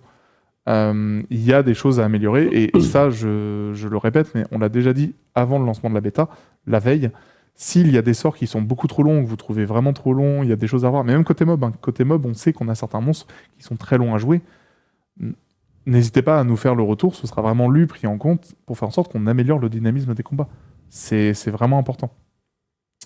Pourquoi avoir proposé une seule posture de combat pour nos personnages au-delà de la perte d'identité? Cela est discutable d'un point de vue esthétique. Est-ce parce qu'il est prévu d'en ajouter à l'avenir, mais les idoles n'étaient pas prêtes pour la bêta? Ou alors, et là, c'est là où on serait machiavélique, ou alors est-ce qu'elles seront payantes et nous devrons, sauf achat, nous contenter d'une seule posture de base pour toutes les classes? Donc comme je disais tout à l'heure, j'ai pas encore prévu de modèle économique sur des features qu'on n'a pas dev. Donc du coup, non. Des idoles payantes à l'avenir, j'en ai aucune idée, sûrement. Par contre, faire en sorte que vous ayez du coup des choses nulles pour vous obliger à payer, non, c'est pas l'objectif. Encore une fois, ce serait vraiment soit machiavélique, soit bien vu de notre part. Mais du coup, non, le fait d'avoir une seule posture de combat pour nos personnages, ça provenait principalement d'une limite technique qu'on s'était presque imposée côté animation, c'était faire en sorte que toutes les transitions de sorts ramenaient vers la même animation. C'était vraiment presque le plus simple à penser côté anime pour faire en sorte que tout soit fluide, qu'il y ait vraiment des animations et des transitions qui soient prévenues dans tous les sens. Donc c'est principalement venu de là. Après, comme j'ai dit tout à l'heure, on va ajouter des animations et des idoles différentes sur les combats. C'est quelque chose qui va venir dans les semaines qui viennent. Et non, ce ne sera pas quelque chose de payant. Ensuite, que dans, 2 ou 3 ans, on propose des animations vraiment très folles et que celles-ci fassent partie de packs ou quoi, j'en ai réellement aucune idée. C'est quelque chose sur lequel on fabule pour les années à venir. J'en ai actuellement aucune idée. Il n'est pas, à mon sens, ou à ma connaissance, prévu pour le moment. J'en avais jamais entendu parler en tout cas. C'est ça. Donc honnêtement, je sais pas. Je peux pas vous dire non, jamais, parce que du coup, c'est quelque chose. Je vous connais, vous allez ressortir le clip dans 2 ans, vous allez dire oui, Papineau, il y a 2 ans, il avait dit que ce serait jamais payant. Donc non, ne jamais dire jamais. mais pour le moment, non. On souhaite en ajouter dans le jeu de base parce que ce sera plus intéressant. Ensuite, pour les dans quelques années, je sais pas. On verra. Ensuite, en dernier point, comptez-vous rendre l'accès au mode tactique complet sombre avec un maximum de réduction d'effets visuels pour un meilleur confort stratégique ou visuel selon les besoins? Justement, selon les besoins, il faut vraiment qu'on voit comment se comporte la bêta et les différentes choses que vous avez. Ah, merci d'avoir fixé l'HV. Donc la modif est passée. Bravo Koto. J'ai pu voir une fois ou deux qu'il y avait encore des bugs. Ouais, j'ai vu aussi. Donc comptez-vous rendre l'accès au monde tactique complet sombre avec un maximum de réduction? C'est vraiment pas prévu pour le moment. Encore une fois, ne jamais dire jamais. Si c'est quelque chose qui revient vraiment à l'unanimité une fois que le client a été un peu éprouvé, parce qu'encore une fois, je rappelle qu'on est juste à 1 semaine du lancement. Ça fait pas X mois que vous l'avez sous les mains. Si c'est quelque chose qui revient vraiment à terme, oui, c'est quelque chose sur lequel on pourra potentiellement travailler, mais c'est pas une des choses qu'on va faire en priorité pour le coup. Alors attendez, je regarde vite fait. Il reste techniquement 3 parties. En vrai, il en reste 2. On a bientôt fini. Les interfaces UI et UX. Pourquoi une telle interface? Est-ce le portage mobile qui a motivé ces choix de design et d'expérience utilisateur? Comme le disait Koto tout à l'heure, pas du tout. Non. Pourquoi? Parce qu'il va falloir de toute manière qu'on refasse tout. Donc en fait, non, c'est pas parce qu'il y a un portage mobile qui est en tête dans les équipes que ce choix de design a été fait et l'expérience utilisateur non plus, parce que réellement, on va devoir refaire toutes les interfaces pour le portage mobile. Donc du coup, non, c'est pas ça qui nous a motivés sur cette interface. Ce qui a motivé, c'est d'avoir bossé avec une boîte externe. C'était la volonté de vouloir proposer quelque chose qui marquait une césure avec Dofus 2. Ça marche pas. Bon, on va revenir dessus. Comment en interne avez-vous pu valider ces interfaces? Ont-elles été suffisamment testées en interne? Et si oui, ont-elles réellement remporté un franc succès? Du coup, tester en interne, pour revenir sur la partie test, en fait, c'est ce qu'on disait plus tôt. Il y a eu beaucoup de tests qui étaient très sur la fonctionnalité pure, mais pas sur des tests à long terme. Il y a une très très grosse différence entre faire des tests où on vérifie si le bug a été fixé, et en fait dans le cas très précis, oui il l'est, que de faire un test où on joue pendant 3 ou 4 heures d'affilée tel que l'on jouerait sur le jeu, et là constater qu'en fait le bug qui était fixé oui, mais en fait a eu des effets de bord sur 14 autres oui. Donc des tests fonctionnels, on en fait réellement beaucoup. Par contre, est-ce que ça a été suffisamment testé dans le cas des joueurs ? Clairement non. Je peux pas vous dire que oui, alors qu'on a tous vécu le lancement de la bêta et qu'en fait on a fait des tests, c'est ça, des tests d'usabilité, on en a fait assez peu.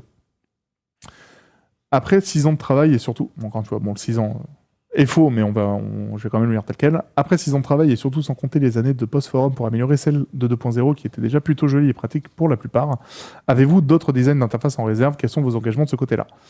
On n'a pas d'autres interfaces en réserve.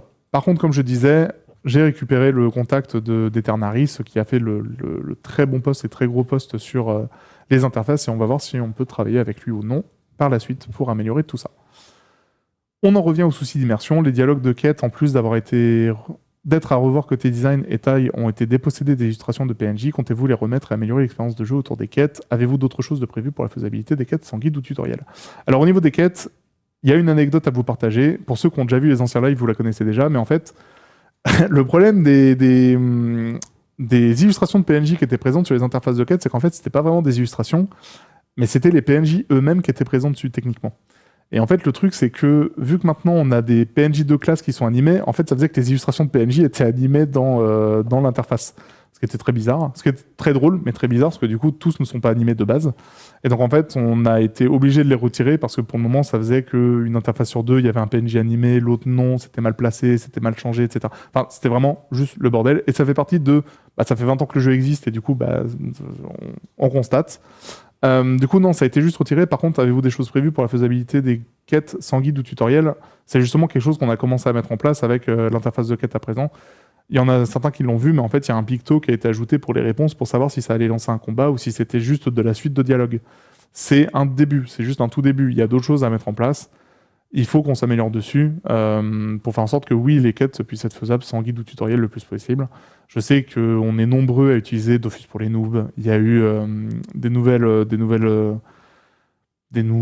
applications qui ont vu le jour avec ce sur quoi bosse Magem et puis l'application Ganymede. Il y a des choses, des initiatives côté communautaire qui sont là pour pallier à ce qu'on a mis en place. Barboc à l'époque, on s'en souvient, etc. Il y a des choses sur lesquelles on doit s'améliorer en interne aussi, c'est clair. Mais du coup, il faut encore qu'on améliore tout ça. On n'a pas la formule parfaite encore sur tout ça. Ganymede, c'est grave cool. Magem, tout ça, chacun utilisez ce qui vous permet d'améliorer l'interface du jeu. Si ça vous permet de jouer au jeu et de faire les quêtes plus facilement, vraiment n'hésitez pas. Ça reste quelque chose sur lequel souvent c'est la communauté qui pallie à ce qu'on ne réussit pas à bien faire en jeu. Il y a encore des choses qu'on doit améliorer, c'est clair. Si la question n'a pas été traitée côté bug, première et dernière question bug, ok, c'est cool. Pensez-vous pouvoir corriger prochainement les problèmes de reset des interfaces ? Oui. Ok. Il travaille. Des réglages. Donnez-nous une semaine. S'il vous plaît. Laissez-nous respirer. Qu'on dorme un peu. Ou encore des raccourcis à chaque déconnexion. Ouais. Ouais. Ça va venir. On est dessus vraiment activement. Et quid de l'option de sauvegarde, importation des interfaces pour synchroniser plusieurs comptes ? Refais-la moi. Il y a une option d'import-export d'interface C'est qui est prévu. présente, mais qui n'est pas encore complètement prévue côté dev. C'est ça, c'est que c'est prévu. Il y a tellement de priorités avec la bêta que on l'a pas mis en place de suite. On a peut-être juste oublié de désactiver le bouton ou la fonctionnalité en haut. Ouais. C'est un peu ça. En fait, on l'a montré trop tôt. Zut. Ouais. Mais oui, c'est prévu. Ouais. Mais oui, ce serait ouf. En fait, c'est comme disait Koto, c'est prévu. Le bouton est présent dans l'interface. Si vous allez dans les menus de roulant tout en haut à droite, vous avez le fait de pouvoir... c'est grisé, donc non interactible, mais de pouvoir exporter, importer. Ça le sera à terme, mais du coup, comme on disait en fait avec la bêta et le nombre de retours qu'on a, on doit d'abord prioriser ça avant de terminer le dev sur ce genre de feature qui serait certes très agréable, mais du coup voilà. Est-ce qu'une API ainsi que la capacité de proposer des plugins add-on à intégrer in-game, comme c'est le cas pour d'autres MMO, sont des choses réclamées par la communauté ? Avez-vous pour ambition de permettre aux joueurs d'enrichir le jeu via cette approche ? Non, c'est très compliqué. J'en ai d'ailleurs discuté pas plus longtemps que... il y a 2-3 semaines avec Cam, c'est vraiment quelque chose de très complexe à mettre, pas tant à mettre en place, mais à maintenir sur le long terme en fait. permettre des accès à des API et faire en sorte que ça tienne sur le long terme, c'est vraiment gourmand en termes de temps et on n'a pas la capacité actuellement de pouvoir proposer ça. Je sais que c'est quelque chose qui est vraiment très apprécié chez certains concurrents, World of Warcraft par exemple. Mais non, actuellement, on n'a pas la capacité de le faire. C'est quelque chose qui est vraiment gourmand à long terme à maintenir. Donc non, c'est vraiment très coûteux. C'est pas quelque chose sur lequel on va dessus. Et bonjour les failles aussi. Bah, typiquement, en fait, quand je parle de maintien, c'est justement ça. C'est qu'en fait, si au bout d'un moment, au bout de, je sais pas, quelques mois, on arrête de regarder dedans et on met plus les choses à jour, ni l'API, ni etc., c'est un IA problème monstrueux. Vraiment, Donc voilà. Donc non, on n'a pas la capacité de le faire actuellement. C'est quelque chose que oui, potentiellement, j'aimerais bien, mais c'est vraiment gourmand. C'est pas si facile à faire. Avez-vous prévu de rendre public de façon permanente et transparente des données relativement basiques sur le PVM et le PVP, comme les win rates en PVP par exemple? Je sais pas exactement de quel win rate ça parle, si ça parle des win rate joueurs ou etc. Mais non, actuellement, je n'ai pas connaissance de ce genre de choses. Ah oui, ou genre les OPGG ou ce genre de choses qu'on connaît sur League of Legends et tout. Non, du tout. C'est pareil, mais en fait, les OPGG et tout passent par des passerelles directement pour avoir accès à ce genre de data. C'est pas Riot qui les fournit directement. Donc non, pour le coup, c'est pas des choses qui sont prévues du tout de ce côté-là. On a quand même ajouté un ensemble de stats ou ce genre de choses via les fenêtres de fin de combat. Mais du coup, voilà. Le doublage et les quêtes. Ah oui, j'ai revu passer, mais ça me fait mal à mon petit cœur. On en avait parlé lors d'un live. Avez-vous conscience que le doublage des quêtes est très attendu par beaucoup d'entre nous? Oui, et même en interne, on kifferait le faire. Vraiment, qu'est-ce qu'on aimerait? Mais encore une fois, on a 20 ans d'existant. Et même rien que la quête principale, qu'est-ce qu'elle est grande. Enfin, c'est pas juste une quête principale de 1500 mots et paf, c'est terminé, on l'a. Non, c'est un gros truc, c'est un vrai gros chantier. Et en fait, je sais que ça fait écho à une vidéo qui avait été mise l'année dernière, je sais plus comment elle s'appelait. Je la recherche vite fait, mais j'ai plus son nom. Mais je sais plus, c'était Voice of Cosmos ou un truc comme ça, je crois. C'était La Voix des 12, c'est ça. Et qui était vraiment, oui, très très cool, ça donne envie de pouvoir faire ça, mais encore une fois, c'est un sujet qui est tellement conséquent, c'est pas quelque chose qu'on peut faire facilement ou en 2 mois, on a doublé énormément de choses. Il y a une question à se poser dessus. Actuellement, on reste sur un nom, c'est pas prévu, c'est pas fait, c'est pas dans la production, etc., etc. J'aimerais beaucoup le faire, ce serait vraiment très cool. Peut-être que c'est quelque chose que je remettrai sur la table à terme. C'est vraiment pas quelque chose qui arrivera avec le lancement du projet. Justement, ça parlait de projets de fans qui voulaient voir le jour pour répondre à cette demande. Qu'en pensez-vous? Je trouve ça vraiment très cool.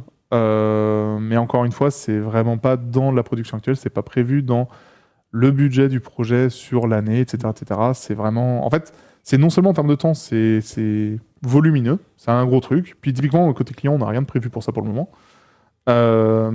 Mais même en termes de budget, c'est pas un petit truc. Le doublage d'un jeu au complet, surtout quand il est aussi gros que Dofus, c'est vraiment pas un petit truc. Je crois qu'on a quoi, 1 million et quelques de mots à l'intérieur du jeu? Facile. Ouais, facile. J'imagine le poids de l'app si on met tout en doublage. Ouais, ça sera sympa. Déjà qu'on parle du poids du client actuellement, mais alors d'un coup, si on met tout ça... Ouais, on a envie de passer de 12 gigas à 150 gigas. ça sera rigolo, mais bon. Et du coup, question finale, on arrive à la fin.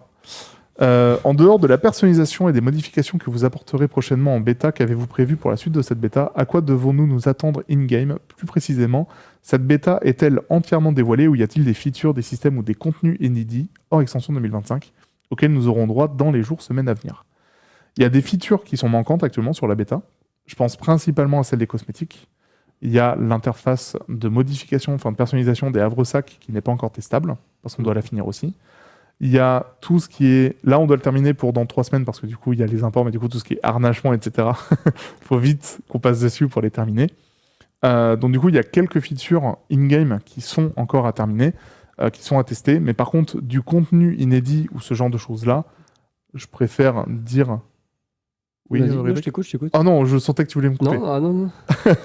Pour ce qui est du contenu inédit, on a toujours annoncé que la bêta, c'était vraiment le jeu tel quel que vous alliez devoir tester. Il n'y a pas de contenu prévu spécifiquement pour la bêta, à l'exception du contenu sur le Gladiator Troll, sur la foire du Troll, où vous aurez des choses précises avec la mise à jour de septembre. C'est l'exception qu'il y aura durant la bêta, vous aurez du contenu précis en septembre avec le Gladiator Rule, mais c'est vraiment quelque chose de très précis. C'est pour cette mage, c'est pour ça. Il y aura potentiellement des features ou du contenu à tester précisément en fin octobre ou novembre s'il y a des choses nouvelles qu'on push en décembre, mais ce sera pour décembre. Il n'y a pas de nouveaux contenus que vous testerez pour des mises à jour de contenu 2025, etc. On reste vraiment très focus sur le jeu. Le plus important est que le jeu soit de bonne qualité au lancement de décembre. Ça doit rester notre priorité. Et je préfère que vous l'ayez bien en tête aussi pour pas qu'il y ait de déception de ce côté-là, clairement. Et sur ce, ça termine cette lecture de ce gros sujet. Je suis désolé si ça a pris du temps, mais ça me tenait à cœur qu'on puisse revenir sur tous ces principaux sujets pour qu'on puisse vous donner des réponses.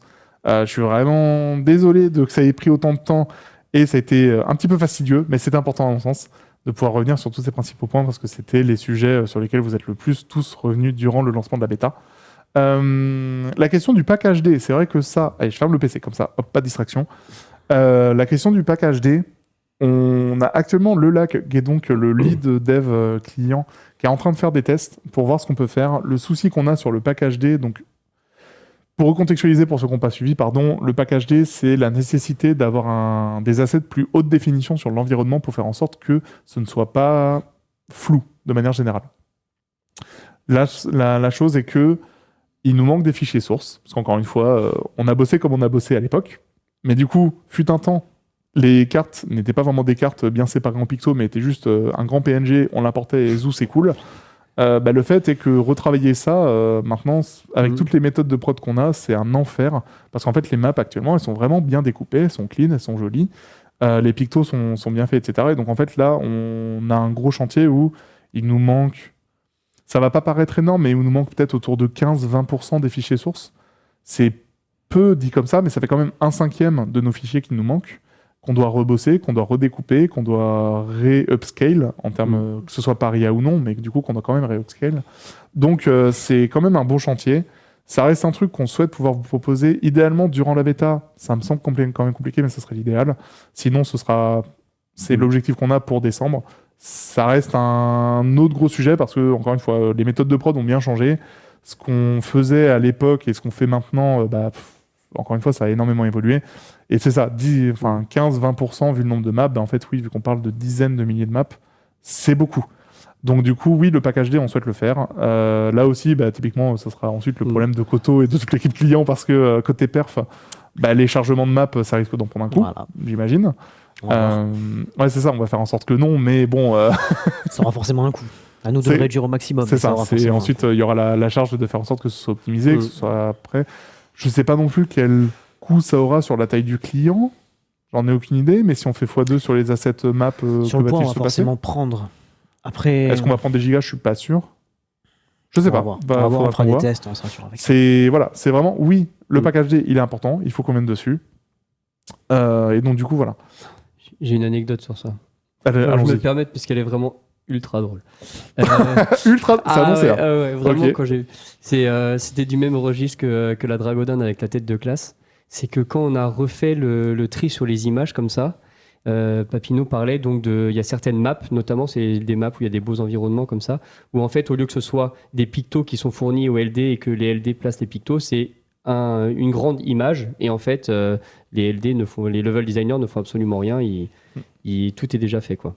Et du coup dans les fichiers on a retrouvé, je sais plus dans quel donjon c'était, je crois que c'était dans Belnoripat ou quelque chose comme ça, un décor. Et sauf que c'était un screenshot, et le screenshot qui avait été pris à l'époque, c'était vraiment un imprimé écran où on voyait encore la barre démarrer en dessous, quoi. Du coup, si on dézoomait vraiment, on pouvait pas le faire en jeu, mais si on dézoomait vraiment et on regardait le fichier source, il y a une des maps où il y avait un menu démarrer en bas avec les différentes applications, mais en plus c'était un vieux donjon, c'était un Windows, mais c'est pas étonnant, quoi. Parce que pareil, du coup, j'ai demandé à Marie Pepkin, qui est un de nos level designer qui bosse chez nous depuis vraiment très très longtemps, juste, ok, mais du coup, comment est-ce que vous bossiez à l'époque? Parce que c'est quand même fou de se dire, on mettait juste des PNG et puis zou, c'est bon, la map est faite. Et en fait, en gros, le truc, c'est que faut bien se dire, il bossait dessus il y a, pour le coup, Free Ghost, il y a 17 ans. Et en fait, il y a 17 ans, t'avais moins de techno pour partager tes fichiers, etc. Il y en avait, mais il y en avait moins. En plus, il bossait sur Flash. techno horrible. Du coup, les performances sur les PC qu'ils avaient à l'époque, elles étaient catastrophiques. Et en fait, ce qui se passait, c'est que côté LD, donc côté level design, il se passait le truc où c'était plus simple de se passer une image que de se passer des pictos et de les réimporter dans Flash. Et en fait, juste, il se passait des grosses images tout le temps.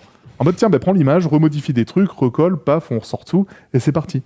Et en fait, faut bien se dire que oui, par exemple, FreeGhost, quand ça a été fait à l'époque, ça a été fait où se passer une image, c'était plus simple que de se passer des assets et de réimporter les assets dans les outils. Donc vraiment, ouais, c'était... On repart de loin. On repart de loin sur beaucoup de sujets. Ça fait du bien, parce que côté définition et tout, ça fait du bien. Et donc, du coup, voilà. Je vois qu'il y a des maps précises où il y a l'air d'avoir des soucis de chargement. Sur Sigimote, moins 23, 17, moins 24, 18. Moins 22, 17 et moins 24, 18, ouais. Okay. Faut qu'on regarde après le live, je ne saurais pas dire pour l'instant. Pour la question des bots, comme on l'a dit, en fait, déjà, actuellement, Oura, même si c'est pas une très grosse victoire, mais pour le moment, on n'a pas de bot sur la bêta. C'est déjà bien. On sait qu'il y a un mal fou à rendre certains des gros bots actuellement sur Flash présents sur la bêta, parce qu'en fait, ils se sont rendus compte qu'en effet, Unity, ça va être très très dur à péter. Il y a une chose sur laquelle on va déjà devoir commencer à lutter, c'est le fait d'avoir du multicompte sur le serveur monocompte. Ça, c'est déjà quelque chose de prévu qu'on a observé, donc sur lequel il va falloir qu'on se remette à jour. Mais il y a vraiment une bonne partie des bots qu'on a actuellement sur Flash qui, non seulement actuellement, ne tournent pas, et en plus des messages qui se sont échangés, il y a un petit désespoir qui commence à se mettre de leur côté. Donc ouais. N'hésitez pas si vous avez des questions. Je vois que ça parle de l'injection avec le chat, on est dessus, ça passera dans la semaine. Ouais. Le chat nous en fait voir des sacrés... des vertes et des pas mûres. Vraiment, pour le coup. Qu'est-ce qu'on a d'intéressant ? Le FM, ça viendra aussi rapidement. On va essayer de voir ce qui se passe. Organizer 100% non bannissable, c'est pas le cas. En fait, il faut faire une très grosse distinction. Actuellement, on a un certain degré de tolérance sur Organizer parce que oui, on n'a pas fourni d'optimisation multicompte pendant très longtemps. On comprend complètement que vous passez par Organizer, mais c'est réellement à vos risques et périls. Si jamais, à un moment, il y a de la fuite de données via Organizer et que vous faites prendre tous vos logs, c'est à vos risques et périls. Ankama ne sera jamais garant du bon fonctionnement d'Organizer et tout. Il y a une tolérance sur Organizer, c'est très très différent. Le deuxième point est que par contre, l'utilisation d'une macro qui vous donne un certain avantage en jeu, lui, est toujours bannissable et c'est du ban def. C'est-à-dire que j'ai déjà vu des joueurs récemment se dire « Mon Dieu, pourquoi j'ai pris un ban def ? Je pouvais juste déplacer tous mes personnages en moins de 0,5 secondes sans changer de fenêtre parce que j'avais une macro. » Ban def, il n'y a pas de question. L'utilisation d'un logiciel tiers tel qu'une macro pour se donner un avantage en jeu, ça, ce sera toujours bannissable. Donc faites attention. Je clarifie. Organizer, on a une certaine tolérance. C'est important pour faire en sorte qu'il y ait de la navigation qui soit agréable sur les fenêtres. Ça n'empêche pas que de devoir faire un clic sur chaque fenêtre, c'est autant que si on devait faire un alt échappe et devoir être fluide sur tout ça. Une macro qui permet de faire déplacer 8 personnages sur une fenêtre en 0,5 secondes de manière instante, non, ça, il y a un ban def et il n'y aura jamais de question et il n'y aura jamais de tolérance là-dessus. Je vous préviens. Qu'est-ce qu'on a d'intéressant ? L'animation sur les monstres. C'est vrai qu'on a vu beaucoup de fois ce retour passé, comme quoi maintenant que les maps sont animées, que les personnages sont animés, les monstres font un peu plot dans le décor. Oui, c'est le gros souci, mais c'est le souci d'avoir un bestiaire qui est aussi conséquent que celui de Dofus. On souhaite passer dessus, on aimerait passer dessus. Il faut d'abord qu'on fournisse des idoles pour les différentes classes. Pour moi, c'est beaucoup plus important qu'on ait des idoles sur les combats, qu'on ait des idoles différentes pour les classes en dehors des combats, avant de passer sur les monstres. Les monstres, ce sera vraiment un giga kiff de pouvoir repasser dessus et de faire en sorte que les zones soient vivantes. Mais ouais, rendre les classes plus personnalisées de par leurs idoles, etc., c'est pour moi plus important.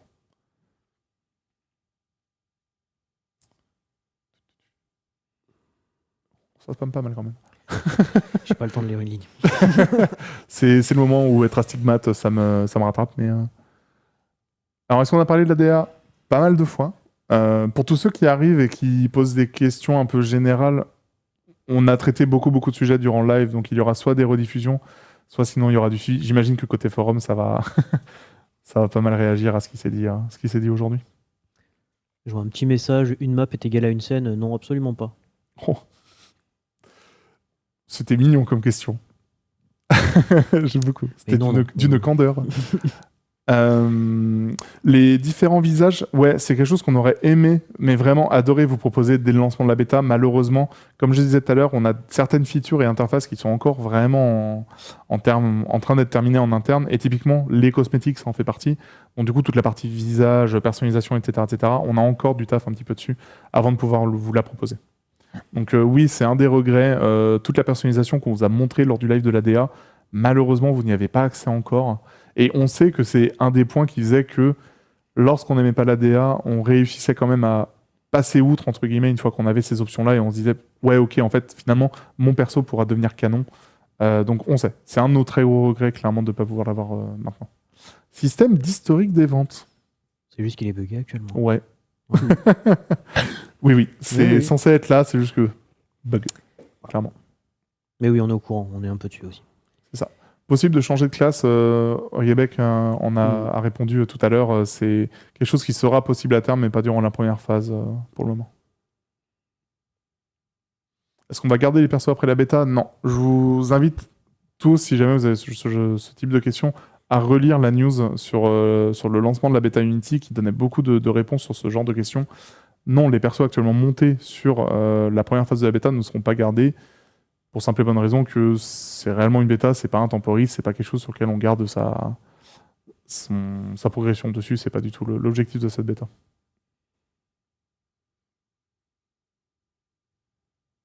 Un mode minimal plutôt que le mode créature envisageable, c'est honnêtement une bonne question. Il faudrait qu'on voit côté client s'il y a vraiment des perfs qu'on pourrait gagner à proposer un mode mini plutôt ça dépend ce qu'on veut dire par minimal.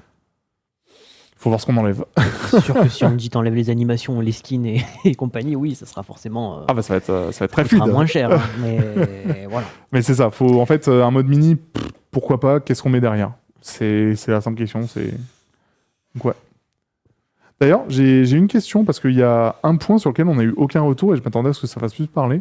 Le fait qu'on montre le reliquat sur la FM. Parce que ça, c'est vraiment un retour où je m'attendais à ce que ce soit à feu et à sang. Et du coup, finalement, c'est passé comme une lettre à la poste. J'ai l'air content. Ok. Bon, parfait. Ok, bah ça me va. Bon bah... c'est bon, on a compris. On n'a plus de questions du coup. C'était mon astuce. Bah, ton 95-15, il va rester pour les prochains résultats qu'on va partager maintenant. Non mais regardez, quand c'est mitigé, c'est comme pour l'EF. Ah pardon, je suis désolé, je vous troll un peu. Mais... Pour le zoom en combat, techniquement, oui, on pourrait faire quelque chose avec plus de cran ou un truc totalement progressif. À voir si après on veut le faire. Mais en tout cas, c'est possible. L'avantage, c'est qu'on est sur Unity, donc on n'a plus tous les problèmes qu'on avait sur Flash. C'est ça, clairement. En fait, c'est aussi ça qu'il faut bien avoir à l'esprit, mine de rien, c'est que certes, actuellement, on a beaucoup de bugs à régler, etc. Mais on sera aussi beaucoup plus réactif sur le dev de nouvelles features, de petites demandes qui, sur Flash, étaient juste impossibles ou impensables. C'est qu'en fait, même une petite demande sur Flash, par moment, demandait 2 semaines, enfin, allez, 2 semaines de dev, j'exagère, mais juste... oui, ça pouvait. Ça pouvait monter jusqu'à 2 semaines de dev, même des petites demandes. Quand c'était petit pour Flash, c'était 2 ou 3 jours de dev, en général. Là où sur Unity, parfois, quand c'est petit, c'est vraiment parce que c'est pas 10 minutes, je vais pas exagérer, mais ça se compte en heures. Parfois, en 1-2 heures, il y a des choses qui sont réglées, c'est trop canon, et sur Flash, on savait plus comment le faire. Donc non, c'est pour ça que, typiquement, quand je parlais pour les options d'ergo multi, d'auto-follow sur le chef de groupe et d'auto-join en combat, c'est parce qu'en fait, en dev, on s'est regardé, et puis on s'est dit, bah, en vrai, on se fait un sprint dessus, ce sera dev, et zou, on le push. Ça, sur Flash, laissez tomber la galère que ça aurait été. Il y a quelques questions, parce que... Dis-moi. Ouais, ce sera pour toi, pour clarifier un point que tu as évoqué. C'est quoi le deuxième ornement du palier 4 ? Oui, alors, l'ornement, on peut le remontrer, parce qu'il est pas mal. Parce que du coup, on a montré qu'un seul visuel, et certaines personnes se demandent ce que c'est le palier. Cher Régie, s'il vous plaît. On l'a pris au dépourvu. On l'a pris au dépourvu. Oui, parce qu'au début, j'allais presque claquer les doigts pour... Mais ornement, le voici, le voilà. Du coup, ça, c'est l'ornement que vous aurez pour les paliers 3. Donc du coup, level 150 et, comme je disais, c'était 3000 points de succès si j'ai bonne mémoire. Ça, c'est l'ornement, donc palier 3. Palier 4, ce sera le même ornement, et c'est là où, comme je disais tout à l'heure, Koto aura un peu de sueur. mais même ornement animé. donc du coup, voilà, c'est un ornement qui est badass, qui est quand même trop stylé. Donc du coup, celui-ci pour le palier 3 et animé pour le palier 4.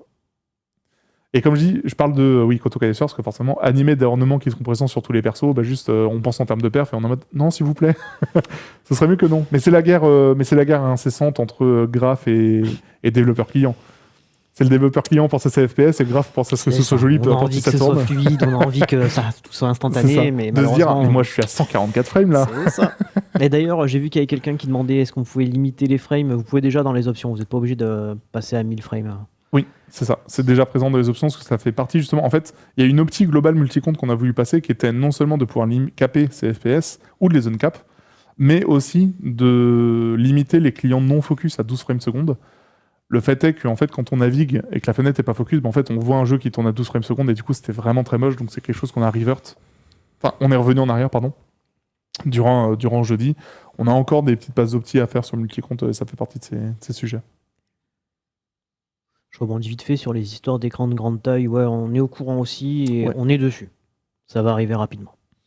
Ouais. Est-ce que le mode marchand peut revenir ? Non, ça c'est vraiment quelque chose qui a été retiré parce que honnêtement, le mode marchand était plus utilisé par la mauvaise partie de la communauté, et encore je devrais même pas les considérer comme étant de la communauté, que par les joueurs classiques en fait.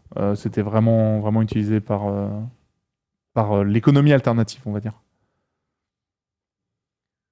Je vois que ça parle aussi de mettre des espaces dans les chiffres. Enfin, les grands chiffres, normalement on l'a fait. Peut-être pas surtout. Ouais, je crois que quand on a vraiment beaucoup de kamas, les milliers et les millions, ils sont pas encore séparés. Mais on l'a fait sur l'expérience. On en a fait hier. Ah oui, peut-être. Peut-être qu'on en a oublié quelques-uns. Ouais. Il y a eu sur l'expérience où ça a été fait récemment. Enfin, bref. Il y avait 2-3 endroits. Ouais. Date de sortie sur mobile, honnêtement, le portage n'est même pas lancé, donc. Voilà. Si je suis pauvre. J'ai pas le souci, je suis pauvre. Bon, on va tous rester pauvres alors. Force. Pour avoir le bug, il faut avoir 1000 kamas, a priori. Très pauvre, du coup. Très pauvre. C'est compliqué. Honnêtement, je sais pas, je vois beaucoup de questions qui se recoupent ou sur lesquelles on a déjà répondu plusieurs fois durant le live.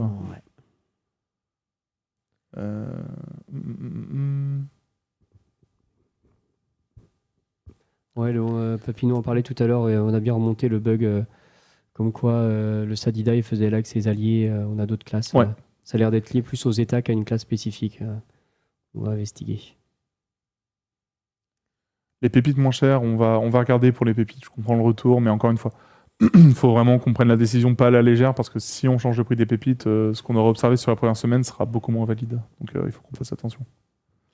Cycle jour-nuit, moi je kifferais toujours avoir un cycle jour-nuit, faut qu'on voit ce qui est vraiment faisable. Et pareil, ça, en fait, compte tenu de la bêta, ça ne peut pas du tout être une priorité. Donc oui, ça me ferait sacrément kiffer de retrouver un cycle jour-nuit sur Dofus. Ça serait vraiment drôle. Mais ça n'a déjà pas été testé côté client. Donc il faut déjà voir qu'on voit ce que ça donnerait côté client. Et ça ne peut pas être la priorité avec tout ce qu'on a à corriger, tout ce qu'on a à faire encore. Techniquement, à terme, ce sera possible. Mais... Après, on s'était aussi dit de mettre la météo en fonction de la météo qu'on avait à Roubaix, comme ça tout le monde avait de la pluie. Donc on active que la pluie 360 jours sur 365. Sur le début, alors je vais rien promettre puisqu'on n'a rien tranché encore, mais en effet, sur le lancement de serveur, on a bien des éléments, des points qu'on aimerait améliorer sur le lancement en décembre des nouveaux serveurs. Il y a quelques points de blocage qu'on devrait retravailler. Il y a quelques modifications aussi. Il y a un petit Dramac qui va modifier bientôt. Ouais, le Dramac, normalement, on le modifie jeudi. Ça devrait à peu près correspondre avec la plupart des joueurs qui vont se retrouver à devoir faire le Dramac. Pour ceux qui l'ont déjà fait pour le Tour du Monde et tout, je suis désolé pour vous. Parce que du coup, on a vraiment une modif qui arrive et qui sera assez cool, qui va rendre le Dramac plus simple à jouer. Parce que c'était une plaie, ce combat. J'en avais marre à chaque fois que je devais le taper. J'ai vu la question qui a été très très spammée. Tu pourras arrêter désormais, mais sur les jetons des récompenses qui servent à quoi ? Globalement, les jetons, ce seront une monnaie de récompense que vous pourrez utiliser à un PNJ qui sera présent et sur les serveurs actuels et sur les serveurs de lancement Unity pour faire en sorte que vous puissiez personnaliser avec des skins vos persos. Donc en fait, on mettra énormément de cosmétiques présents sur ce PNJ et vous pourrez les acheter avec le nombre de tokens que vous aurez en fonction du palier de la bêta que vous aurez rempli.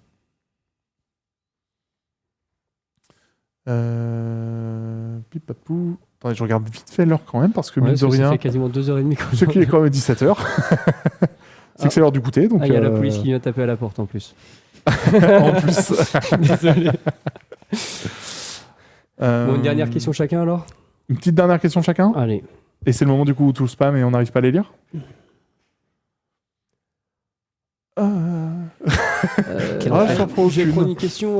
Non, je vais la donner à Koto celle-là. Non, c'est bon. Je vais la prendre alors. Une question sur les Mac. On a en effet, il y a certaines personnes qui n'arrivent pas à télécharger le jeu ou qui ont un black screen au lancement. Il y a un post sur le forum sur lequel j'échange avec les joueurs. Il y en a certains qui ont déjà envoyé leur log. On est en train d'investiguer. Et je crois que j'ai quelques questions à vous reposer encore pour les personnes qui sont concernées. Alors si vous avez d'autres cas de Mac, je ne vais pas réussir à retrouver le post. Il s'appelait Mac quelque chose. Voilà. Alors moi j'ai vu une question sur l'autopilote. Du coup l'autopilote, il faut savoir que sur la bêta il est activé de base. Donc du coup que ce soit vos montures, si jamais vous réussissez à avoir des DD, ou plus les montiliers si vous réussissez à avoir l'argent nécessaire pour les acheter, vous avez l'autopilote déjà activé. Et à terme pour Unity, on souhaite faire en sorte que l'autopilotage soit présent pour tout le monde gratuitement. Donc je donne l'info maintenant. Typiquement, on est assez bête pour vous le rendre gratuit, mais du coup, vous aurez l'autopilote gratuit sur Unity. Et du coup, il y a moins de questions maintenant. Du coup, désolé Koto. Ouais. Est-ce qu'on a une question si un peu plus tech je sais pas lire à cette vitesse. Alors, point, même sans DD et Montilier, on est en train de voir pour faire en sorte que même à pied, passer potentiellement un certain palier, peut-être un certain succès, quête, ou etc., on puisse aussi avoir l'autopilote à pied, ouais. Alors, qu'est-ce qu'on a Je suis désolé, du coup, j'ai redonné une info. Ouais, voilà, tu nous les as perdus. Hein. Non, on va pas ça, je peux répondre déjà à celle-là parce que je vois que vous spammez. Je sais pas si vous venez de baroudeur ou quoi, mais attention, je vous ai à l'œil. Les échanges entre groupes pour faciliter avec un inventaire partagé, non, ça c'est vraiment pas du tout prévu. C'est coûteux à développer, c'est pas une petite feature. Le retour des familles, ça ne correspond pas. Sur les alliances. C'est pas vraiment tech. Hein. Bon, bah désolé Koto. Désolé Koto. Après, j'avais vu des questions pour ton 06, si jamais. mais je vois que non. Merci déjà d'avoir dessus 3 heures. Ouais, c'était un gros live, mais il était nécessaire. Honnêtement, il était nécessaire. On savait que ça allait être un live à J+7 d'une bêta qui était très attendue, d'un portage qui est très attendu. J'espère que pour les personnes qui avaient peur qu'on soit langue de bois, on a été assez transparent. J'ai l'impression qu'on j'espère, parce que on a donné nos personnes. Vraiment tout dit, donc encore une fois. Et j'ai utilisé que 2 fois le mot mitigé. Ce qui est très solide. Ouais. Je ne peux que vous inviter à retester de temps en temps la bêta, voir si ça s'améliore, voir si ça va dans le sens que vous souhaitez. On va continuer, nous, de communiquer sur les avancées, que ce soit sur l'ADA des Cara, sur les interfaces, etc. On va continuer de bosser dessus, c'est important. Je tiens à vous remercier, Koto et Rebecca, de m'avoir accompagné sur ça, parce que c'était pas le live le plus simple de l'année, on le sait, mais il était important. Du coup, merci à vous deux. Merci vraiment à vous tous, côté communauté, de nous avoir suivis dans ce délire, n'empêche, qui est le portage Unity, qui était un gros sujet, d'avoir été aussi actif sur la bêta, d'avoir fait autant de retours. Je tiens à le repréciser, mais 4800 sujets quasiment en une semaine. Vous êtes incroyables, donc vraiment merci à tous pour vos sujets, pour vos retours. Et je vous dis à bientôt. Normalement, le prochain live Unity sera pendant l'Ankama Convention, qui, je rappelle, a lieu bientôt, dans 1 semaine et demie. On a l'Ankama Convention. Pour ceux qui posent la question, oui, une bonne partie de l'équipe de dev de Dofus sera présent. Ouais. On sera chaque jour plus d'une dizaine à être présents sur le stand pour pouvoir échanger avec vous, avoir vos retours et discuter du projet, du jeu et de notre passion. Et je vous dis à tous à bientôt. Salut. Salut.